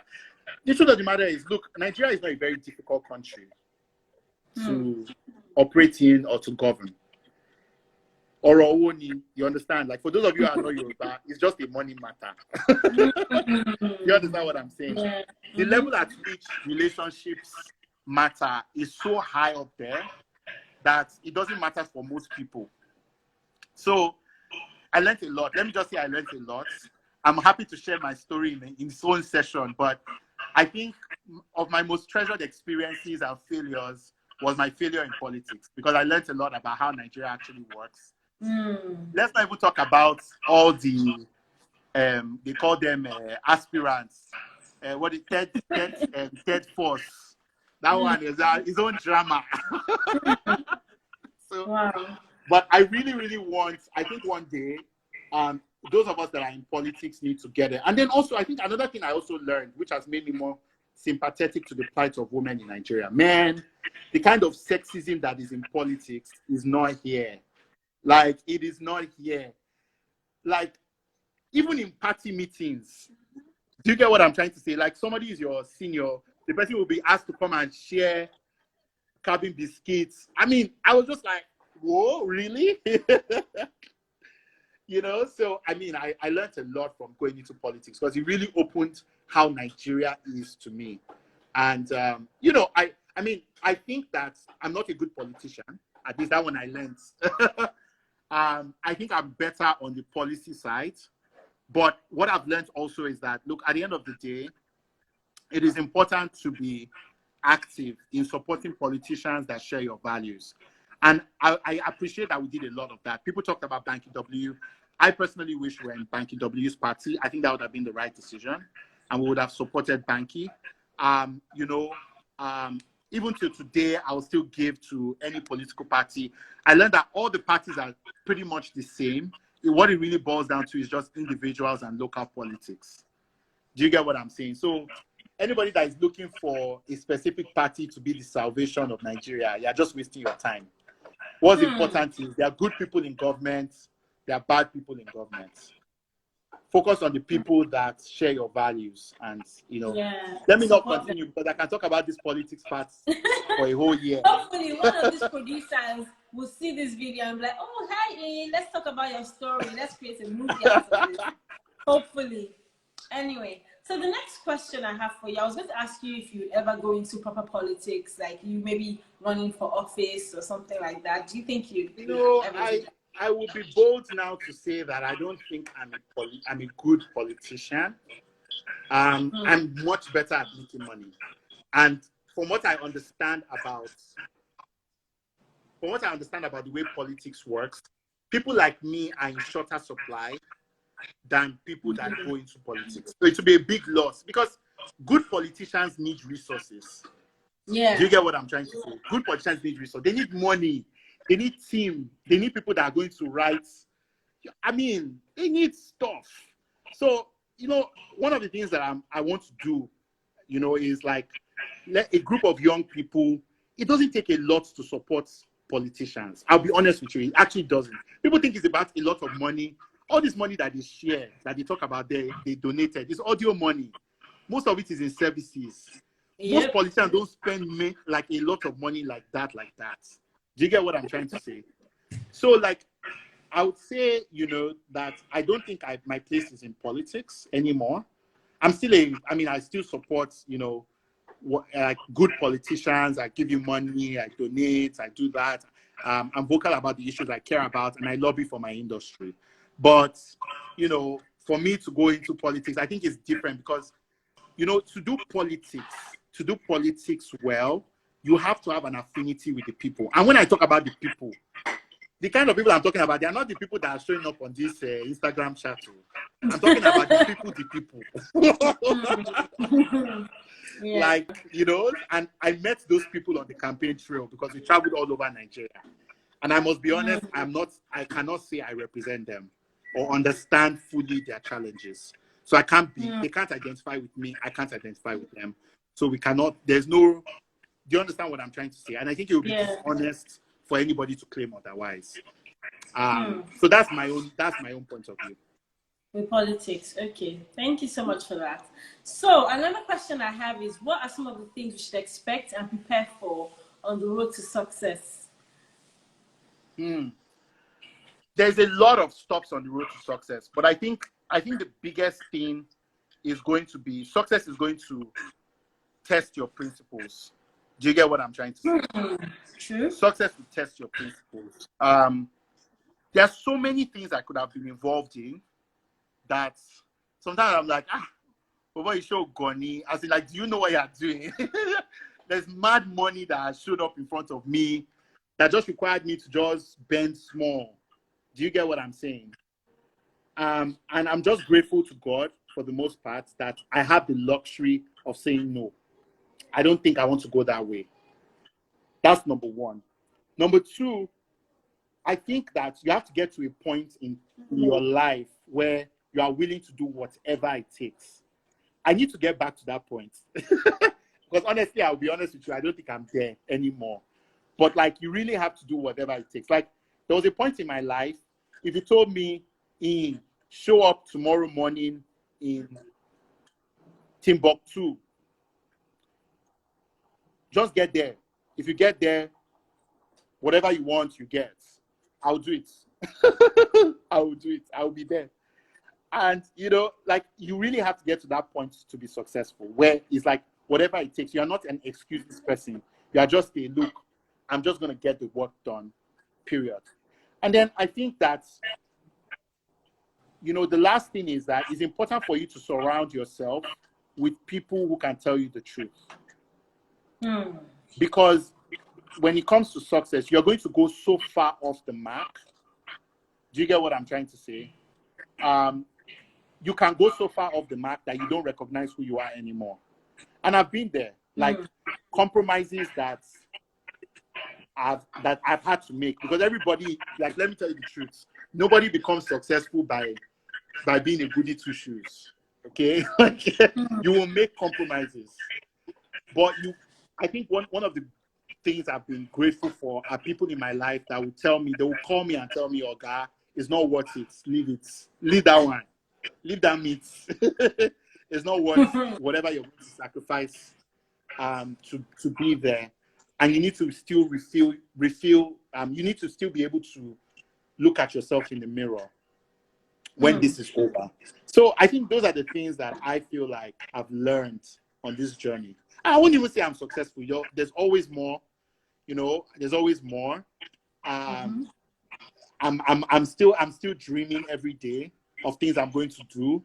As far as I'm concerned, I have to be the Dangote of our generation. I don't know about you. We all have to be the Dangote. And I have to empower the next 100 Dangotes. Do you understand? That's my vision. So that when we sit down and talk, we'll know what we're talking about. And there's a space to do it, especially now that the whole country is in disarray. And so for me, it's about preparing your mind, imagining things, collaborating with people, building a community of people on the same journey as you are. Fantastic. Okay, so what is your advice for people who want to go into the tech industry? Well, first of all, make sure you like it. Because I see a lot of people wanting to go tech industry because of money. But if you don't have a passion for using technology to solve people's problems, it's just stress, man. Like, it's just stress. That's like the thing, right? It's just stress. Like, there's so many easier ways to make money, honestly. So don't do it if you don't love it. And then I think beyond that, you don't even have to be technical, but you don't have to be technical, but you have to have an understanding and an affinity with people who are. It's like you want to run a healthcare establishment and you don't respect doctors. It's going to be hard for you. Do you understand what I'm trying to say? It's going to be very hard for you. So I always advise people, look, work very closely with tech people, and make sure that you're not in it just because of the money. You have to have a passion for it. And then I think that one of the biggest opportunities that I always tell people is like, look, technology is an opportunity to solve problems. Because, you can just sit down at your computer and envision something and put it out there.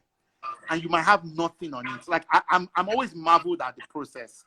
I'm currently building something now. And, I've gotten very serious about it during this lockdown. And, my sister, the honest truth is, I don't have anything.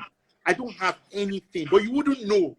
When I show you this concept, it's like everything came together on my laptop. It's only in technology you can do something like that. Do you get what I'm saying? I launched a product the other day, and so far, like we've gotten like some serious money on the back of this product. Do you get what I'm saying? And it's just because it's technology. I can't do it in any other industry. If it's any other industry, I have to go and talk to my uncle, borrow cash that I don't have.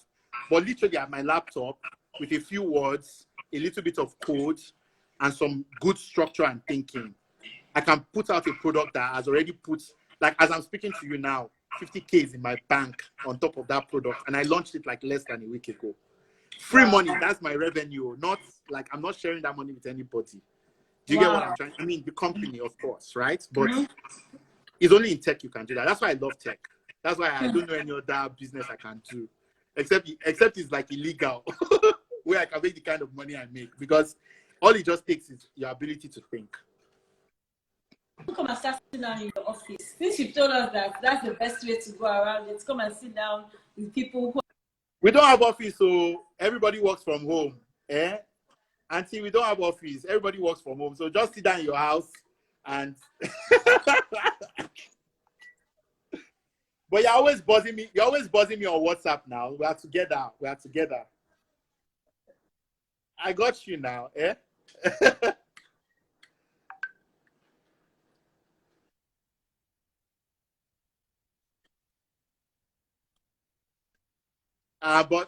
for my sister, the one that you have is past Mark Zuckerberg. Is it because we are not? Okay, yeah, I'm listening. No, I wasn't. I wasn't a very good student, honestly. I was just a businessman. I was a businessman, you know. When I was in school, I used to sell NASCO and Valentine's gifts. That was my ministry. You understand? uh I used to all these boys that have girlfriends. I would buy 150 naira teddy, sell it to them for 1.5. That was like, that was my line.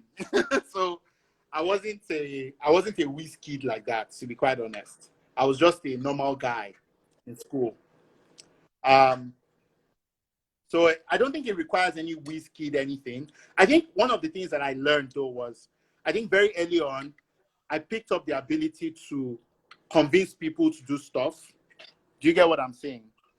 And I also picked up the ability to read people and understand whether they trust me or not. And then also, like, over time,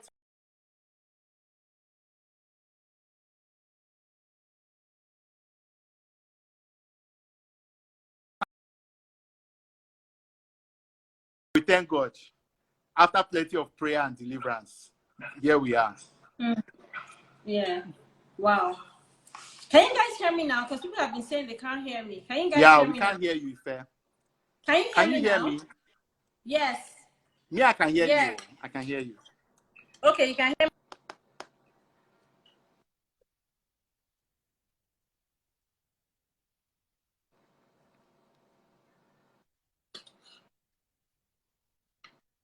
Okay. Okay. No, we can hear you now. Everybody says they can hear you now. I can hear you.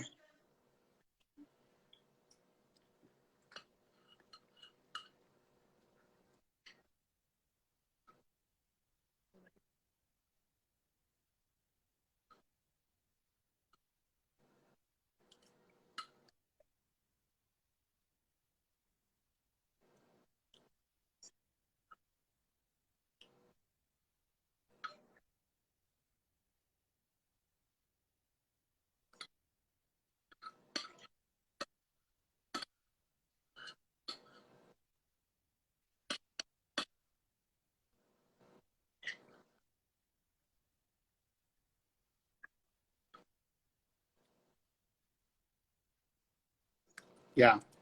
Can you hear me? Can you guys hear me?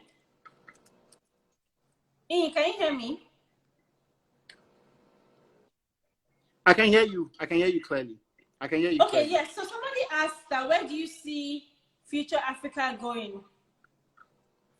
Okay, so I mean, for me, my 100-year vision for future Africa is really about it becoming like the soft bank of Africa. So think about a mix between how do you get technology, how do you get capital, and how do you get operational excellence in the same room together. Do you get what I'm trying to say? Yes. So, like, our long-term strategy is that we believe that, you know, there are a few things that will determine the future of the continent. I would say the last 20 years of building Nigeria has been about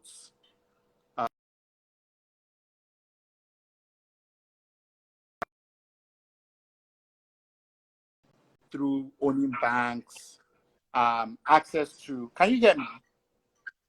Yeah, Yes, I so can. I access can to hear you. capital by, okay, fantastic. Access to capital by owning banks, access to government through political leverage, so you can leverage government for your own advantage. And then, your ability to, would I say, own certain forms of old media. Let me put it that way, right? If you think about the way people like Dangote have made this money, that's pretty much kind of the general thing. Like, they have a mass consumer appeal because they produce products that we use every day. They have access to unlimited amounts of capital. They have access to governments. Like, governments make sure they're at every table. I think the future will be a bit different, right? In the sense that it will be the same in a different kind of way.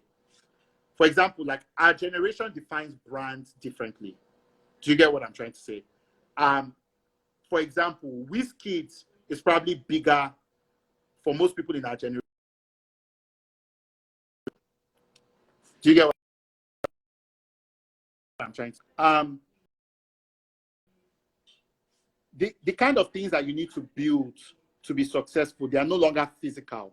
They're now about digital. They're now, software, servers, media, content. These are the things that you need to build to have mass consumer appeal. We need new kinds of infrastructure, right? So Dangote made his money creating cement. Cement is used to build roads. It's used to build buildings, public offices. You know what? Guess what the billionaires of our generation will have to do? Internet. Yeah. Do you understand? Like smart cities, power. Yeah. These are the things that the former generation, they will look at those businesses and be like, you want no more. Do you get what I'm trying to say? Independent power plants. So light manufacturing, things like that. So yeah, so I think that for us, as far as Future Africa is concerned, we look at our current challenges, right, as a country and as a continent, and we want to make money solving those problems. That's our 100-year plan. And we want to be the biggest financial juggernaut conglomerate out of Africa simply by doing that for the next 100 years. Fantastic. I love that vision. Okay, so the next question is, hello Iyin. Okay, what was your view on using CBN CIFI loan to start an IT? I'm not sure what the rest is, but IT related company, I think. No, I know what it is. I actually know what it is. So it's this new CBN loan that they give you. It's about 3 million naira. They give it to your students. You understand, so that they can learn IT. I won't lie. I'm not a big fan of it, because I feel like one of the principles that I took away from it. Sorry.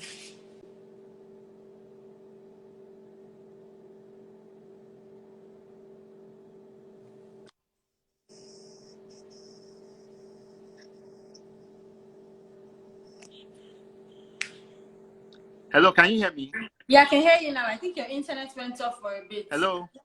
I can hear you. Oh, really? Oh, my bad. I've charged both of them. I have a main one. I have a backup. So I'm sure it just switched over very briefly. Yeah. No, you have to come prepared in this Nigeria. Backup near everything. Yeah. So look, so what I was saying was that for those who didn't hear me, I know what the CIFI loan is. Basically, it's a loan from CBN that helps people that want to get into IT to learn IT at an IT school. So the person was asking, should I use CIFI loan to start IT school? Personally, I'm not in favor of the loan, because I believe that, number one, the evidence that you've taught somebody well, do you understand what I'm trying to say? Is that the person has gone and created value with the knowledge you gave them, and they can pay. I don't know if that's making sense. So why don't you take the risk on that person? Because the way I look at it is that I can go and take that loan, provide a half-baked IT education to somebody. That education doesn't allow them to go and to actually do anything in their life. Do you understand what I'm trying to say? And then that person is left with the debts to go and pay off, which is unfair. Do you get my point? So I don't usually like that business model. My preference is still the original Andela business model. Bear the cost, deliver the education for free. If the person gets a job, let the person pay.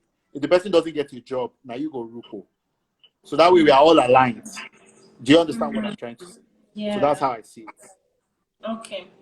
Someone is saying that they have a payment system solution business and they want to talk to you more about it. So how can the person reach you? Well, there are many ways, but the easiest way, I mean, you can try and send me a DM. We try and look at it, but there's a long line. But the easiest way I would say is if you can find somebody that has direct access to me, maybe Ife or something like that. Join the AGS that's tribe. easier. AGS, see? So because I won't lie, there's a long line, and sometimes it might be challenging for me to get to everybody on time. But I would love to hear about it. I'd love to hear about it as well and see where I can be helpful. Fantastic. So, someone is saying, this is the next question. I don't know why Instagram is not showing the questions in full. But what is your quick in-depth view of the agricultural sector in Nigeria? And would you like to put, then it doesn't show resource again. to it? Okay, Man, I wouldn't lie to you. One of the biggest, somebody asked me a question earlier today in a session I was in, that what are the things I've changed my mind about since COVID started? And agriculture is one of those things, man. I never used to be a believer. I was like, man, share all of us go and farm. Who likes farming self? Now, some aspects of my views are still the same. Do you understand what I'm saying? For example, I think that most farming needs to be done using machines. Do you get what I'm saying? So commercial farming, I don't like smallholder farmers. Basically, I don't think it's a sustainable way to farm. You can't make enough money to make a living. Do you get what I'm saying? However, the part of agric, I think we need to all do a lot of work in, and I'm very passionate about this part, and I want to put money to it, is primary processing. We have so much food waste in our ecosystem. We don't even produce enough food, and then we still have waste because we don't have food processing. Just primary food processing, the ability to, if you make fish, dry the fish, vacuum seal it, and export. Do you get what I'm trying to say? If you make garri, you grate the garri, you package it, and you sell. Very simple things. I think that if government wants to create a lot of jobs, it should create primary processing plants in every ward, everywhere where there is food. There's no reason why we all have to buy from one person in a mega factory. I don't think that approach works, in my opinion. Dangote will carry food from my village, sugarcane, carry it all the way to his processing plant somewhere else, then bring it back to me. Could make sense. Do you understand? Is it not better for me? Let's grow what we will eat in my local environment. I can eat processed food, and then the balance of it can be now sent somewhere. Do you get what I'm trying to say? So I think there's a huge opportunity with it. There's one group I've been looking at. I love those big guys' business. I want to invest. It's a company, just as an example, it's a company called Relief. So what these guys do is they take palm nuts, right? They buy them from farmers. They process them, they crush the nuts. Then they take the all palm residue to factories that are already existing. They just provide that layer of primary processing that allows it to last a little longer. Do you get what I'm trying to say? And then they take it to the factory, and then they process it into groundnut oil, banga, all that stuff. So I like businesses like that a lot. Fantastic. Okay, another question is, what do you think are the most promising tech industries, in your opinion, post-COVID? I think, my answer to this question is that it really depends on the leader of that business. It's less about industry. It's more about what are you doing? Because one of the surprising things about this COVID thing is that, like I was saying earlier, and it's still a lesson I want, if you take anything out of this our conversation, is that failure is guaranteed, because that's just how life works. But you see, the problem is that, how are you reacting? I've seen a lot of technology leaders, people that should even have advantage, because of the way that they are reacting, they are not having advantage. The people that should not have advantage, I learned this period, you cannot write off any industry. Personally, if you had asked me 4 weeks ago, I would have written off fashion industry. I'd just be like, you guys are dead. You people it's a dead industry. But look at what the creativity people are applying to their wares. They started making masks to fit. Now, people are even buying more clothes. Do you understand what I'm saying? looking good for Instagram and all that. So I think that every business, it's not about what industries, it's about how will you react. In every industry, there's a use case that meets needs of people in these COVID times. So how will you now react? That's the main thing. Okay. But if you want me to mention some, the obvious ones, healthcare, obviously, online education, obviously. There's so many other examples like that. So, I think they're all good. Fantastic. Okay. Someone was asking if you code. I don't code, though. I actually saw that one. I don't code, though. I don't code anything. I understand code, Sha. I won't lie. I understand code. I can't read it, but you cannot bamboozle me. You cannot bobo the bobo master. So that one is a given. But I don't write any code. I actually studied law in school. That's the surprising thing. I didn't study software, anything. Wow. I was supposed to be a lawyer, but such is life. Okay, so next question. What are your opinions about it? Can you see the questions? So I don't need to... I can see the questions. See the questions. What are my opinions about investing in TVET education in Nigeria? I think I'm very bullish on TVET education. In fact, let me just tell you. So the fund that I run, the Future Africa Technology Revolution Fund, actually focuses on 5 areas, right? We focus on technology, we focus on infrastructure, we focus on media, and we focus on education. So we actually have a big heart for education. But the problem that I have with TVET education in Nigeria is that it's very dependent on the certification. And what I've learned is that if you follow Nigerian government curriculum, you will not get any skills.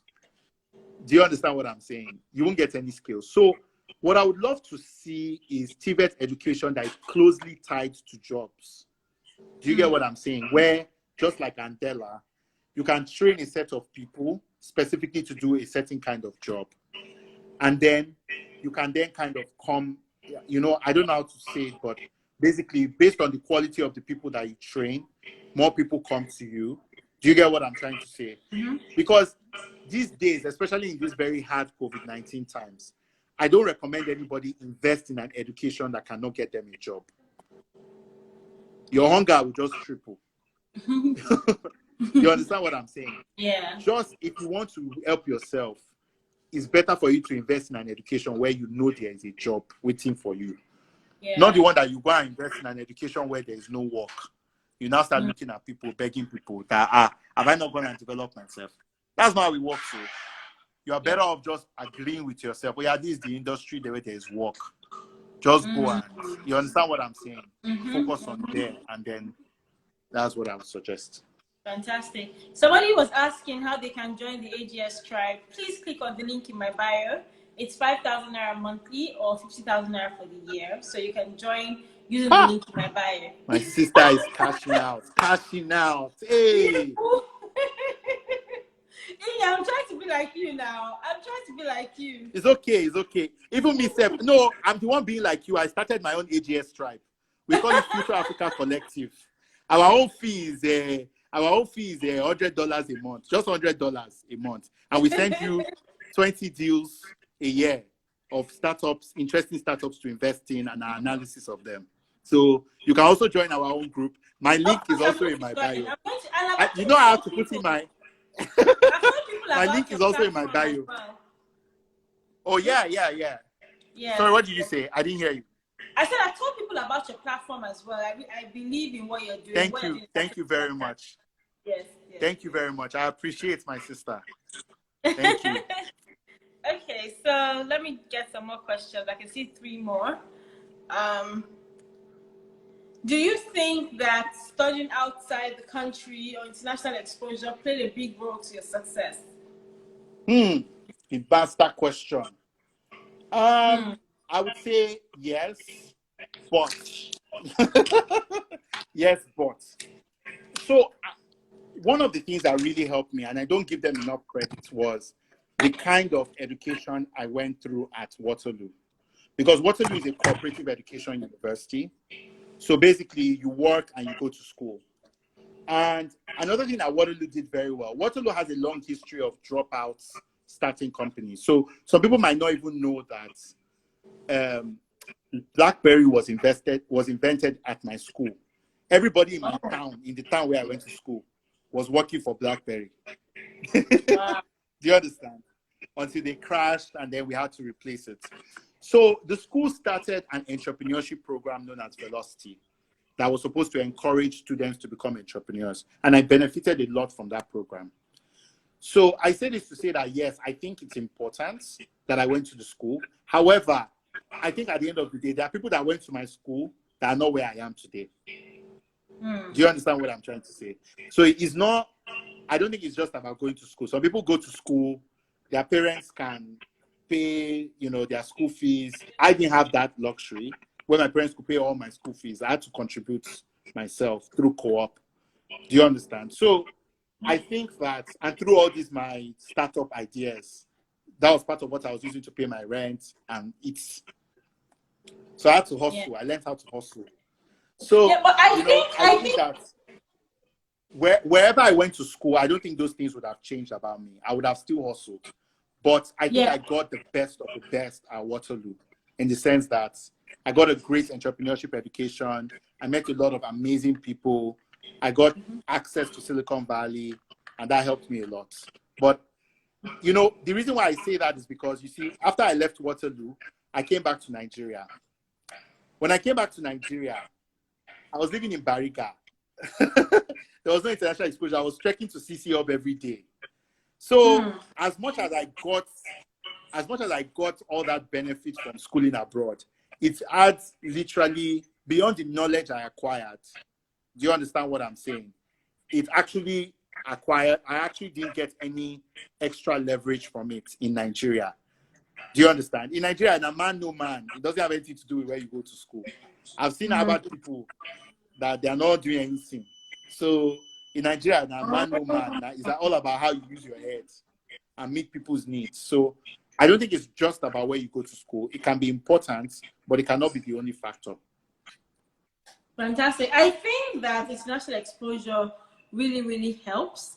Just being in that vicinity of understanding that it is possible, or understand the possibilities. When you see other people that have done the thing, then you know that it is possible. But if you're just limiting yourself to the show of Nigeria, when somebody calls $10 million, you're almost dying, or you even just go into coma because you don't believe it's possible. But when you see, your neighbor or your schoolmates talking about, let's go to Silicon Valley, let's go and raise $10 million, like, okay, let's go now, let me follow you, let me follow and go. So I think that played a huge but one thing I'll say is that the world has changed since the time we went to school.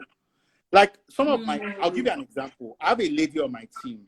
Her name is Adenike. I'm going to put her on the spot. But please don't steal her. I will fight you. I will come and look for you. I love her. I'll give you COVID. I'm not like that. Good. So look, Adenike runs the entire fund, like our technology fund. She runs everything. As in, she files ERA reports. She deals with angel lists. She shortlists companies. She looks at financial statements. And she's third year Unilag. Wow. So I don't think it's about, as in she might even be better than me on some of those things. Do you get what I'm trying to say? Like she might even understand some of the rules before me. Do you get my point? But like, it's because of our hunger to learn, our ability to pick things up, and then you give her opportunity. I wish I could give, my goal is to give more people that kind of opportunity. But at the end of the day, you have to be willing to do the work. Because there are people that have hired, they went to Harvard, and there's nothing, it's not showing on their body. That's true. You understand what I'm saying? Yeah. So that's what I'm saying. Like, I know my story is not grace to grass at all. My parents sacrificed for my education a lot. So I have the benefit I have today.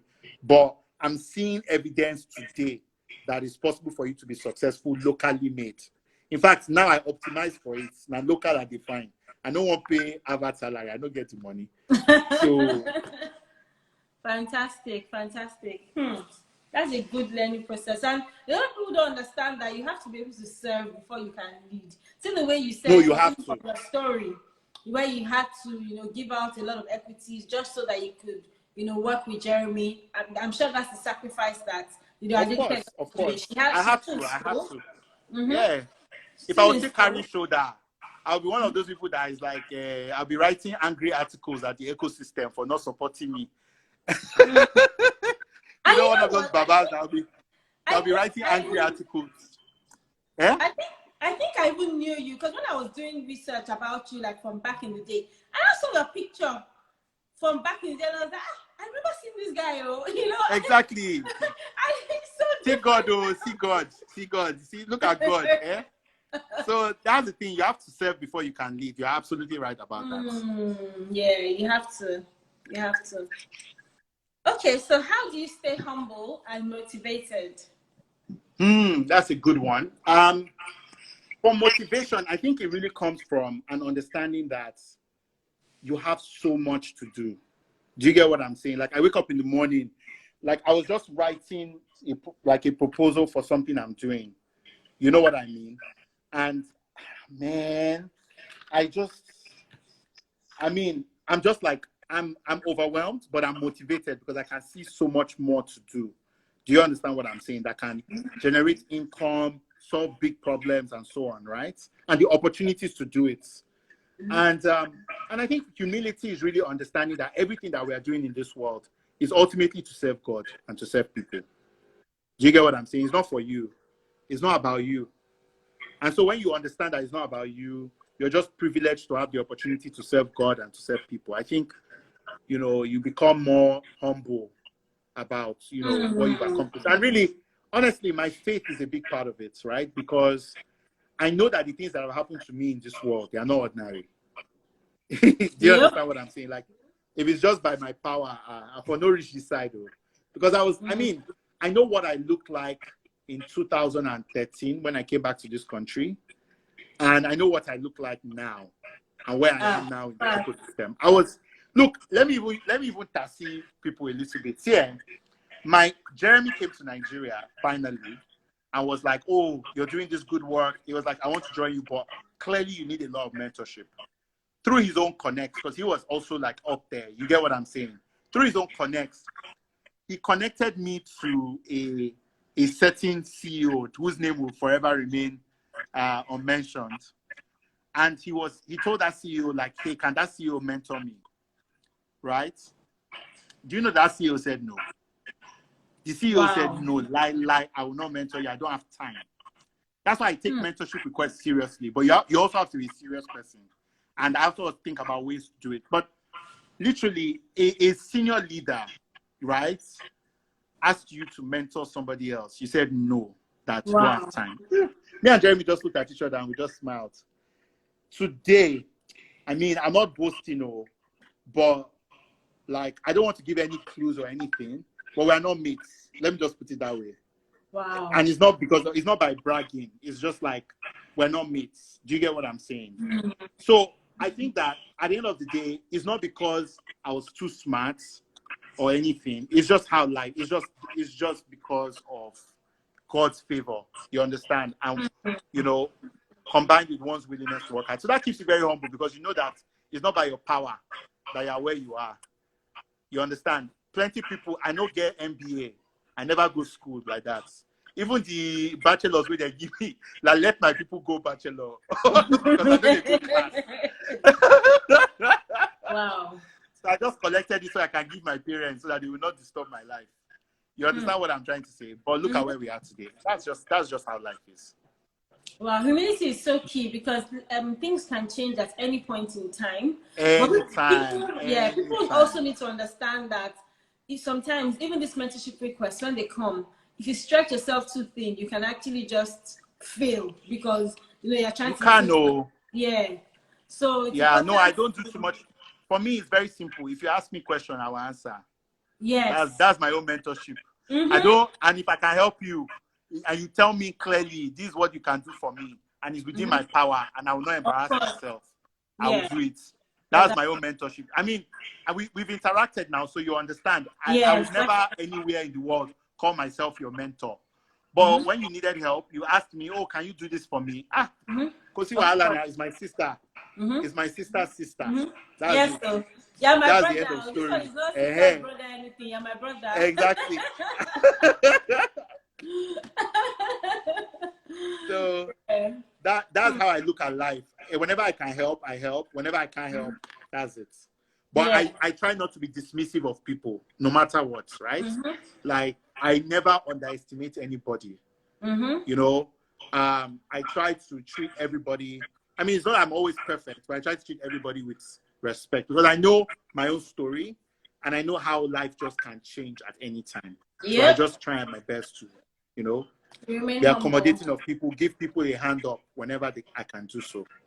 Yeah. And thank you for that. You've actually been very, very helpful on my journey. Even though we don't talk every day, but I know that you're somebody that you know. No, but you know that anytime you need help, I've just been looking at you, look, World Bank, everything. I'm like, that's my sister. We went to GC together with Governor. I still have that picture, so you cannot deny me. Thank God you posted it. I would have posted it myself. We're going up together. We're all going up together. Don't worry. Yeah. Someone is saying, "Hi, Iyin. Would you love to go on a Mess Africa webinar to talk to the 2020 cohort about your early days?" This is an Adenike question. Better tell the person go and talk to Adenike. Link up with the person. Let the person go and talk to Adenike. That's the best way. Because I don't know, is that is teleguiding me. If she tells me to go left, I go left. Right, I go right. That's how it is. Oh, they can watch this. You know how many times we tried to, if I remember how many times we tried to schedule this thing. I swear. It's not until we went through Adenike that the thing worked. You know, so that's just how it is. Like, they can also watch this session because you'll be on YouTube. So I think we've spoken a lot about even better. Days. Yes, you'll be on YouTube. Hopefully, if Instagram hasn't changed, you know, the whole downloading rules and everything. But I hope that we can put it on YouTube so that other people can learn from your journey. That's really why we do this, so that people know that nothing just falls on your laps. You have to show up all the time. You have to understand that a lot of people that you see today that you look up to have also failed on their journey, but they didn't give up. You know, that's the whole essence of, you know, of us doing this series. Let me see. What are your views on the future of security industry and how can tech impact that industry? Okay. Man, I've been thinking a lot about this because I'm actually one of my very, very close friends and mentors. His son is taking over his security company. So we're actually just doing brainstorming about it. I think that what is happening now, and I don't know how many of you have been seeing all these images of people pulling down food from trucks and all that, right? I think that physical security is becoming more and more important and fast response. And we cannot depend on police for that anymore. You know, I've been so sad today because I lost somebody because the person had an asthma attack in the car, right? And nobody was there to like help the person. Do you get what I'm saying? So as I think about the future of the security industry, right? I think it's really going to evolve towards something like personal security. What do I mean by that? Imagine a scenario where I have in every street in Nigeria well-trained personnel, and I give an app or some kind of technology to everybody. If you need any help on demand, I can just call the nearest guy and he shows up. Do you get what I'm trying to say? And he shows up. You know that I saw a company recently. I joined the panel and there was a company who actually did that. And I was like, okay, will this really work where you're teaching everybody like first aid and stuff like that? But I love their pitch and everything was good. So maybe it's something that you know, you can look into. Yeah. Because the vast majority of security businesses now, the vast majority of security businesses now are in offices. But less and less people are going to the office. Do you get what I'm trying to say? So those who have to move to like on-demand security, can I get an armed guard in 5 minutes in my location who can then coordinate whatever else I need? Do you get what I'm trying to say? Like with guns. Yes, now with guns. Who is going to show up without guns? Yes, now with guns now, so that they can shoot and people will run away. Most we have Niger forget all that fine girl that you're doing. Niger is there now. Forget that one. She's done different. You understand? So you need armed security. Let the guy show up with a gun shoot up, pick you up, put you in a new car, move you sharp. Then police can meet us at home. I'm not sure if I want to be in the Nigeria of that time because I feel like people will misuse. We will be here, and we'll make money here. Forget that one. We go date this Nigeria anyhow it be. Streets, we are together. Forget that one. Power. If individuals start having guns, I feel like that would be but they'll be trained and licensed now. No. They'll be trained and licensed. Like, if you look at, like, in fact, even today, there's something called spy police. Do you get what I'm saying? In police force. You get what I'm trying to say? So it's not like it's that difficult to do. And it creates a lot of jobs. All these area boys, you put them in a training, you train them, you tell them, look, if you do anyhow, you go see anyhow. You understand? And you tell them, look, people are depending on you. It's true. Okay, maybe not guns, since you are concerned. Maybe not guns, but like something like a weapon. You need a weapon. Once I see a gun, even today, I can't stay in that building. You can't find me there. So I can't imagine walking on the streets knowing that man might have a gun, that man might have a gun. I'm ghosted, like I've gone. But anyway. Wait, if people have gone and they are coming to attack you, wouldn't you want the person that is attacking them to have gone? I don't know. I'm just asking. I'm not sure I feel about fair that. Enough. I don't know. Maybe government will not approve. Maybe government will approve. But my own is just, I think security is moving towards personal security. Do you get what I'm trying to say? They can have that, but I don't think that they should have guns. Let's see. Maybe Koboko against armed robber. Okay. Oh my goodness. Okay. Okay. How did you handle ideas that you were not so sure of but didn't work out? That you were so sure of but didn't work out?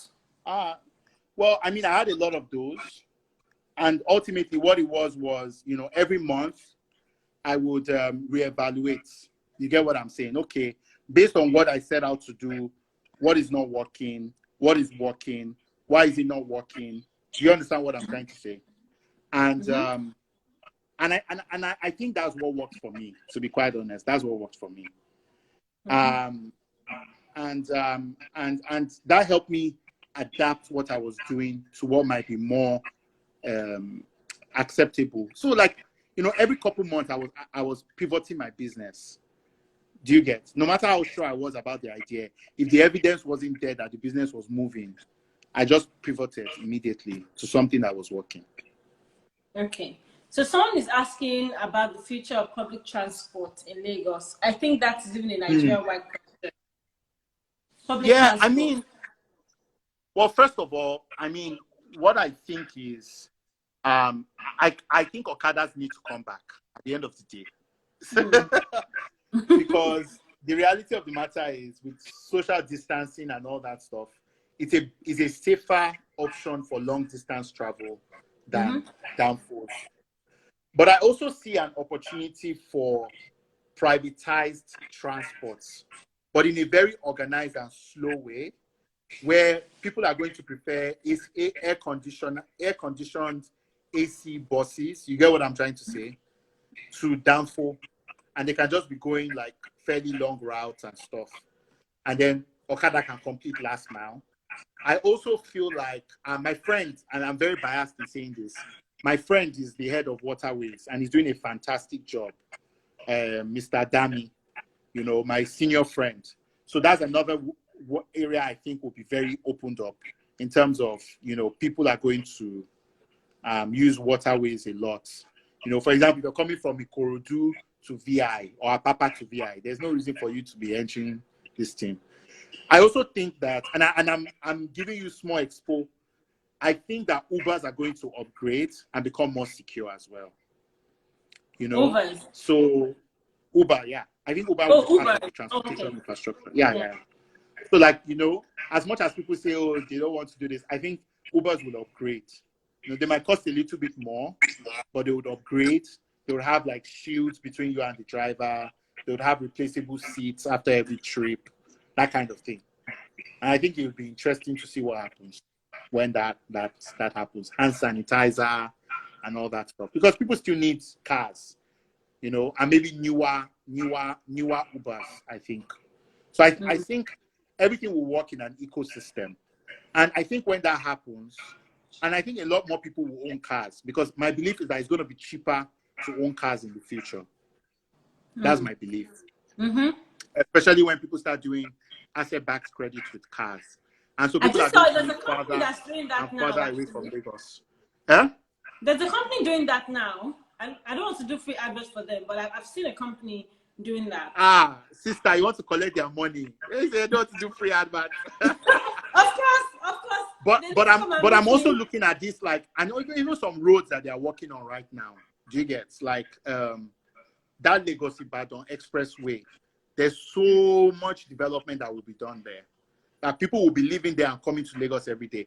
I'm even excited to see what happens. Like, for example, Lagos Akure, when they fix that Ore road, you know, the kind of commerce. I think that in the future, think about Lagos as the nexus of, the way I look at Lagos, right, is the way I look at New York and Boston and all those places around it. So I think in the future, when we say Lagos, right, Lagos will be from VI, I'll be from Aja to, it will be like a circular route from Aja all the way to Ogbomosho and back.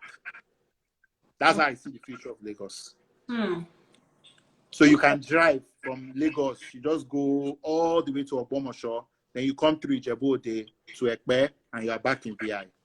And you can travel that in, like, you know, 6 hours. Wow. Okay, interesting. So someone else is asking. So imagine what that would be for people that want to live in other states but come to Lagos. And these people are not going to be coming to work every day, you know? Like me now, if that's the way it is, I'll go and look for house in Ekiti. I'll go and look for house in Ekiti, near the dam, you know? Be living the peaceful life. And be eating pounded yam, you understand? with Aboyeji sector. You know, that's our area. Interesting. So do you have a think tank? I don't have a think tank, but I really want to set one up. I'm working with a group called API. And what API tries to do for people in tech is to think about policy.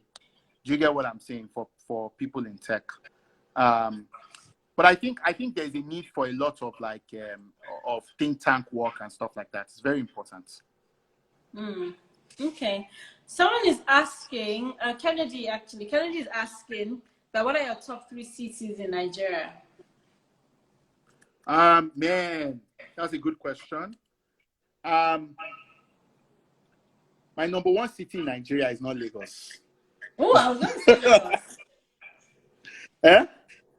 My number 1 city in Nigeria is Calabar. That's my number 1 city in Nigeria. I love Calabar. If you want to give me a treat, just take me to Calabar. My second city is Kaduna, but a very specific part of Kaduna, not everywhere. Like when I was younger and more agile, I used to go to Kajuru a lot. I don't know if you've ever been to Kajuru, but I used to go there. It's very beautiful, lots of hiking and all that. Like, I love Kaduna. I like the views and everything. Then before you now come to Lagos, and in Lagos, I only like Yaba. Everywhere else in Lagos, they do me one kind. Especially all the like people, I know they too like by your side. But yeah, but I love Nigeria. I also spent quite a bit of time in Ilorin. I like Ilorin a lot, especially the countryside where I'm from. But I really like those 3 parts of Nigeria. I like them a lot. Fantastic. Okay, do you guys have any more questions? I think let me check the question mark. Okay.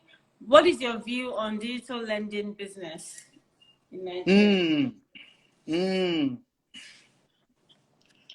My view on digital lending actually is that I'm not a big fan of the cash businesses. I don't think they're optimized. So I don't really like the digital lending cash businesses. But I'm a very big fan of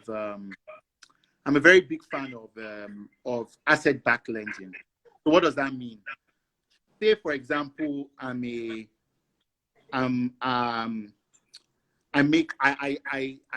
kill cows. I'm a butcher, right? Let me lease you a freezer. Do you understand? And I'll help you sell a freezer and a cold chain truck. And then I'll help you sell your cows. You understand what I'm saying? Your meats. You understand? And then when you finish selling your meats, I'll take my money, you take the balance. Do you understand what I'm trying to say? So I like those type of things. Cars is another example. Another example I really like is tailors. Another example, I think asset-backed lending is very, very, I think it's going to be the future, because people just getting cash for cash sake is not productive. But if people need assets they need to use to make something, then that's very good. Do you get what I'm trying to say? Okay, so I'm going to take one more question and the final comment from Iyin so that we can close it out. We've been on this call for over 2 hours and we're supposed to have it for just 2 hours. I don't want to stretch Iyin so that next time when I call him, he will not run away from me. How can I run away? You know how to find me now. I can't run away. I can't run away. Okay, so let me see. What more? I'll take one more question. Let me just look through and see which one will be like a Basgos question.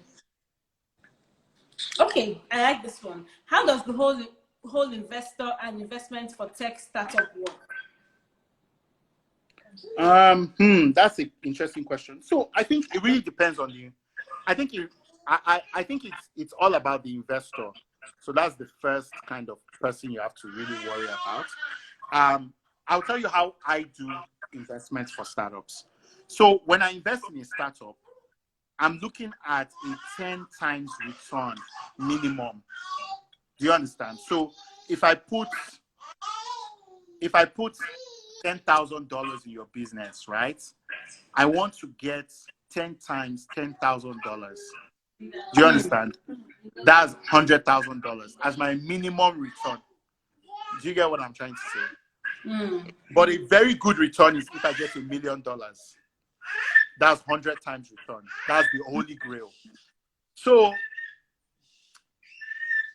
what I try to look out for is that I only invest in businesses that I feel have the capacity to get to that level where my $10,000 can get to $1 million. And how does that happen?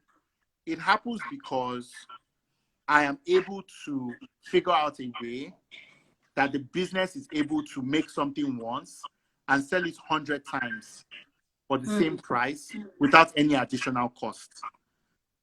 So normally, if you are selling clothes, every time you sell a piece of clothes, it means that you've bought material. You get what I'm saying? You now use that material to make another clothes. You get what I'm saying? Your cost, each cloth costs you material.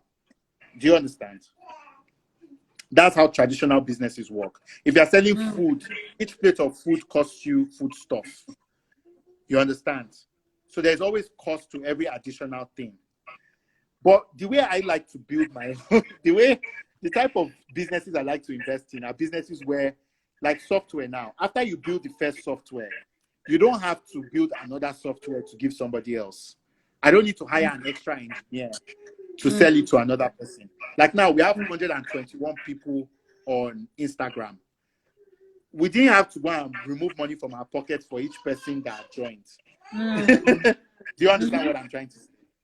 Yeah. It's just the same platform, so there's no marginal cost. So that's what I like to invest in. And then obviously, I like marginal cost in markets where people don't think there are a lot of people who want that product. Do you get what I'm saying? So for example, one of my more popular investments is like 54 Gin, right? you can look at 54 Genes business and see certain things. So, for example, yes, they have to go and take the swab and all that. But at the end of the day, they can sell that DNA data, that test results, to 50 people without any additional marginal cost. And that's their business model. Do you understand what I'm trying to say? So those are the kind of businesses I like to invest in. And I like to look for interesting businesses like that in areas that people don't think about, but there is a lot of need. Do you get what I'm trying to say? So that's really how we think about investments. Now, everybody has their own style. Some people like to invest in, physical infrastructure, but me, I like businesses that are lightweight and stuff like that. That's interesting. I love that the way you explained it, because you explained it in very, very simple English. I get a lot of questions like, oh, why don't people like to invest in fashion? Why don't people like to invest in, other things? And, people are always investing in tech and ed tech and fintech and all of that. But what you've explained now just sees the reason why. There's no investor that's not looking for a return. So why wouldn't you invest in something that will give you 10x your return, Yeah. in fact, 100x of your return, as opposed to investing in something that But will it's very high risk. But if anything, yes, is like very high risk, because somebody can copy that one thing, especially in Nigeria where there is no intellectual property protection. You get what I'm saying? Many things can happen that will make it a failure. You may have built the wrong thing, so many different things, but we prefer that kind of risk. Do you get my point? Yeah. Wow. Interesting. I love that was the final question, because a lot of people just need to have that information, and I'm happy that you're the one that even responded to that. Okay, so Iyin, this is the final. I just wanted you to just say your final words to everyone who is on this call. What would you like to say finally? What haven't we covered? What would you just want to just let so everyone me, know? I'm always I like to gist though, but I'm in the habit of leaving people with a tangible word. And for me, for this discussion, the word is failure is guaranteed. What matters is what you do after you fail. That's different. That's the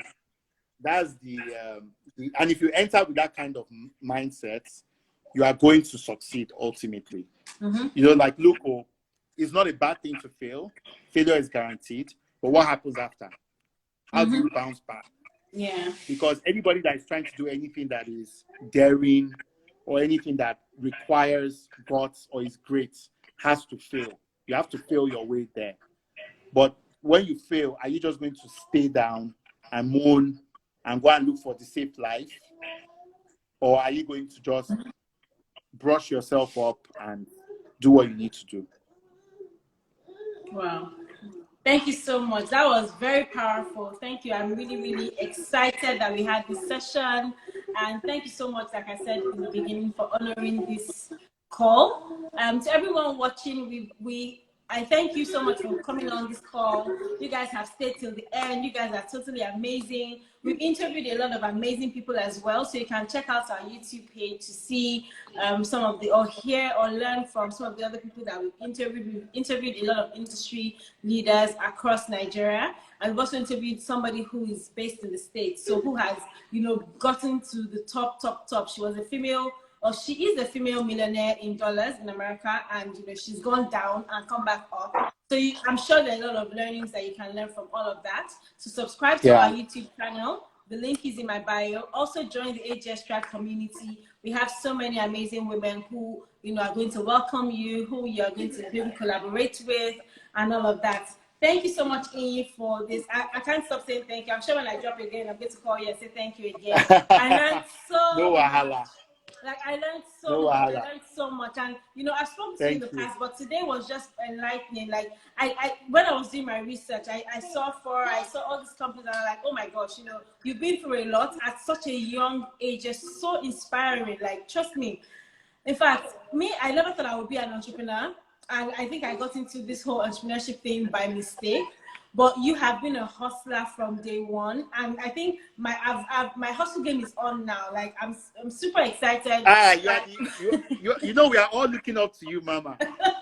As in, I won't lie to you, man. That your World Bank P. You have to like jam this you. As in, seriously, we'll talk about that one after Sitting this down thing. with president. I beg, don't come and watch me here. Don't come and watch me here. If I sit down like this, I'll be watched. Please, don't come and watch me here. I'm still a learner beside you. You know, thank you so much. Thank you so much. It was my pleasure. Thank you very much for inviting me. I'm super Okay, excited. bye-bye. Bye, guys. Join us on Bye. AGS Tribe. Iyin, also subscribe to our YouTube channel. Sponsor I will. join AGS Tribe. Yes. Thank I will you, guys. join. I will join. My money is complete now. I will join. Let me be collecting tips.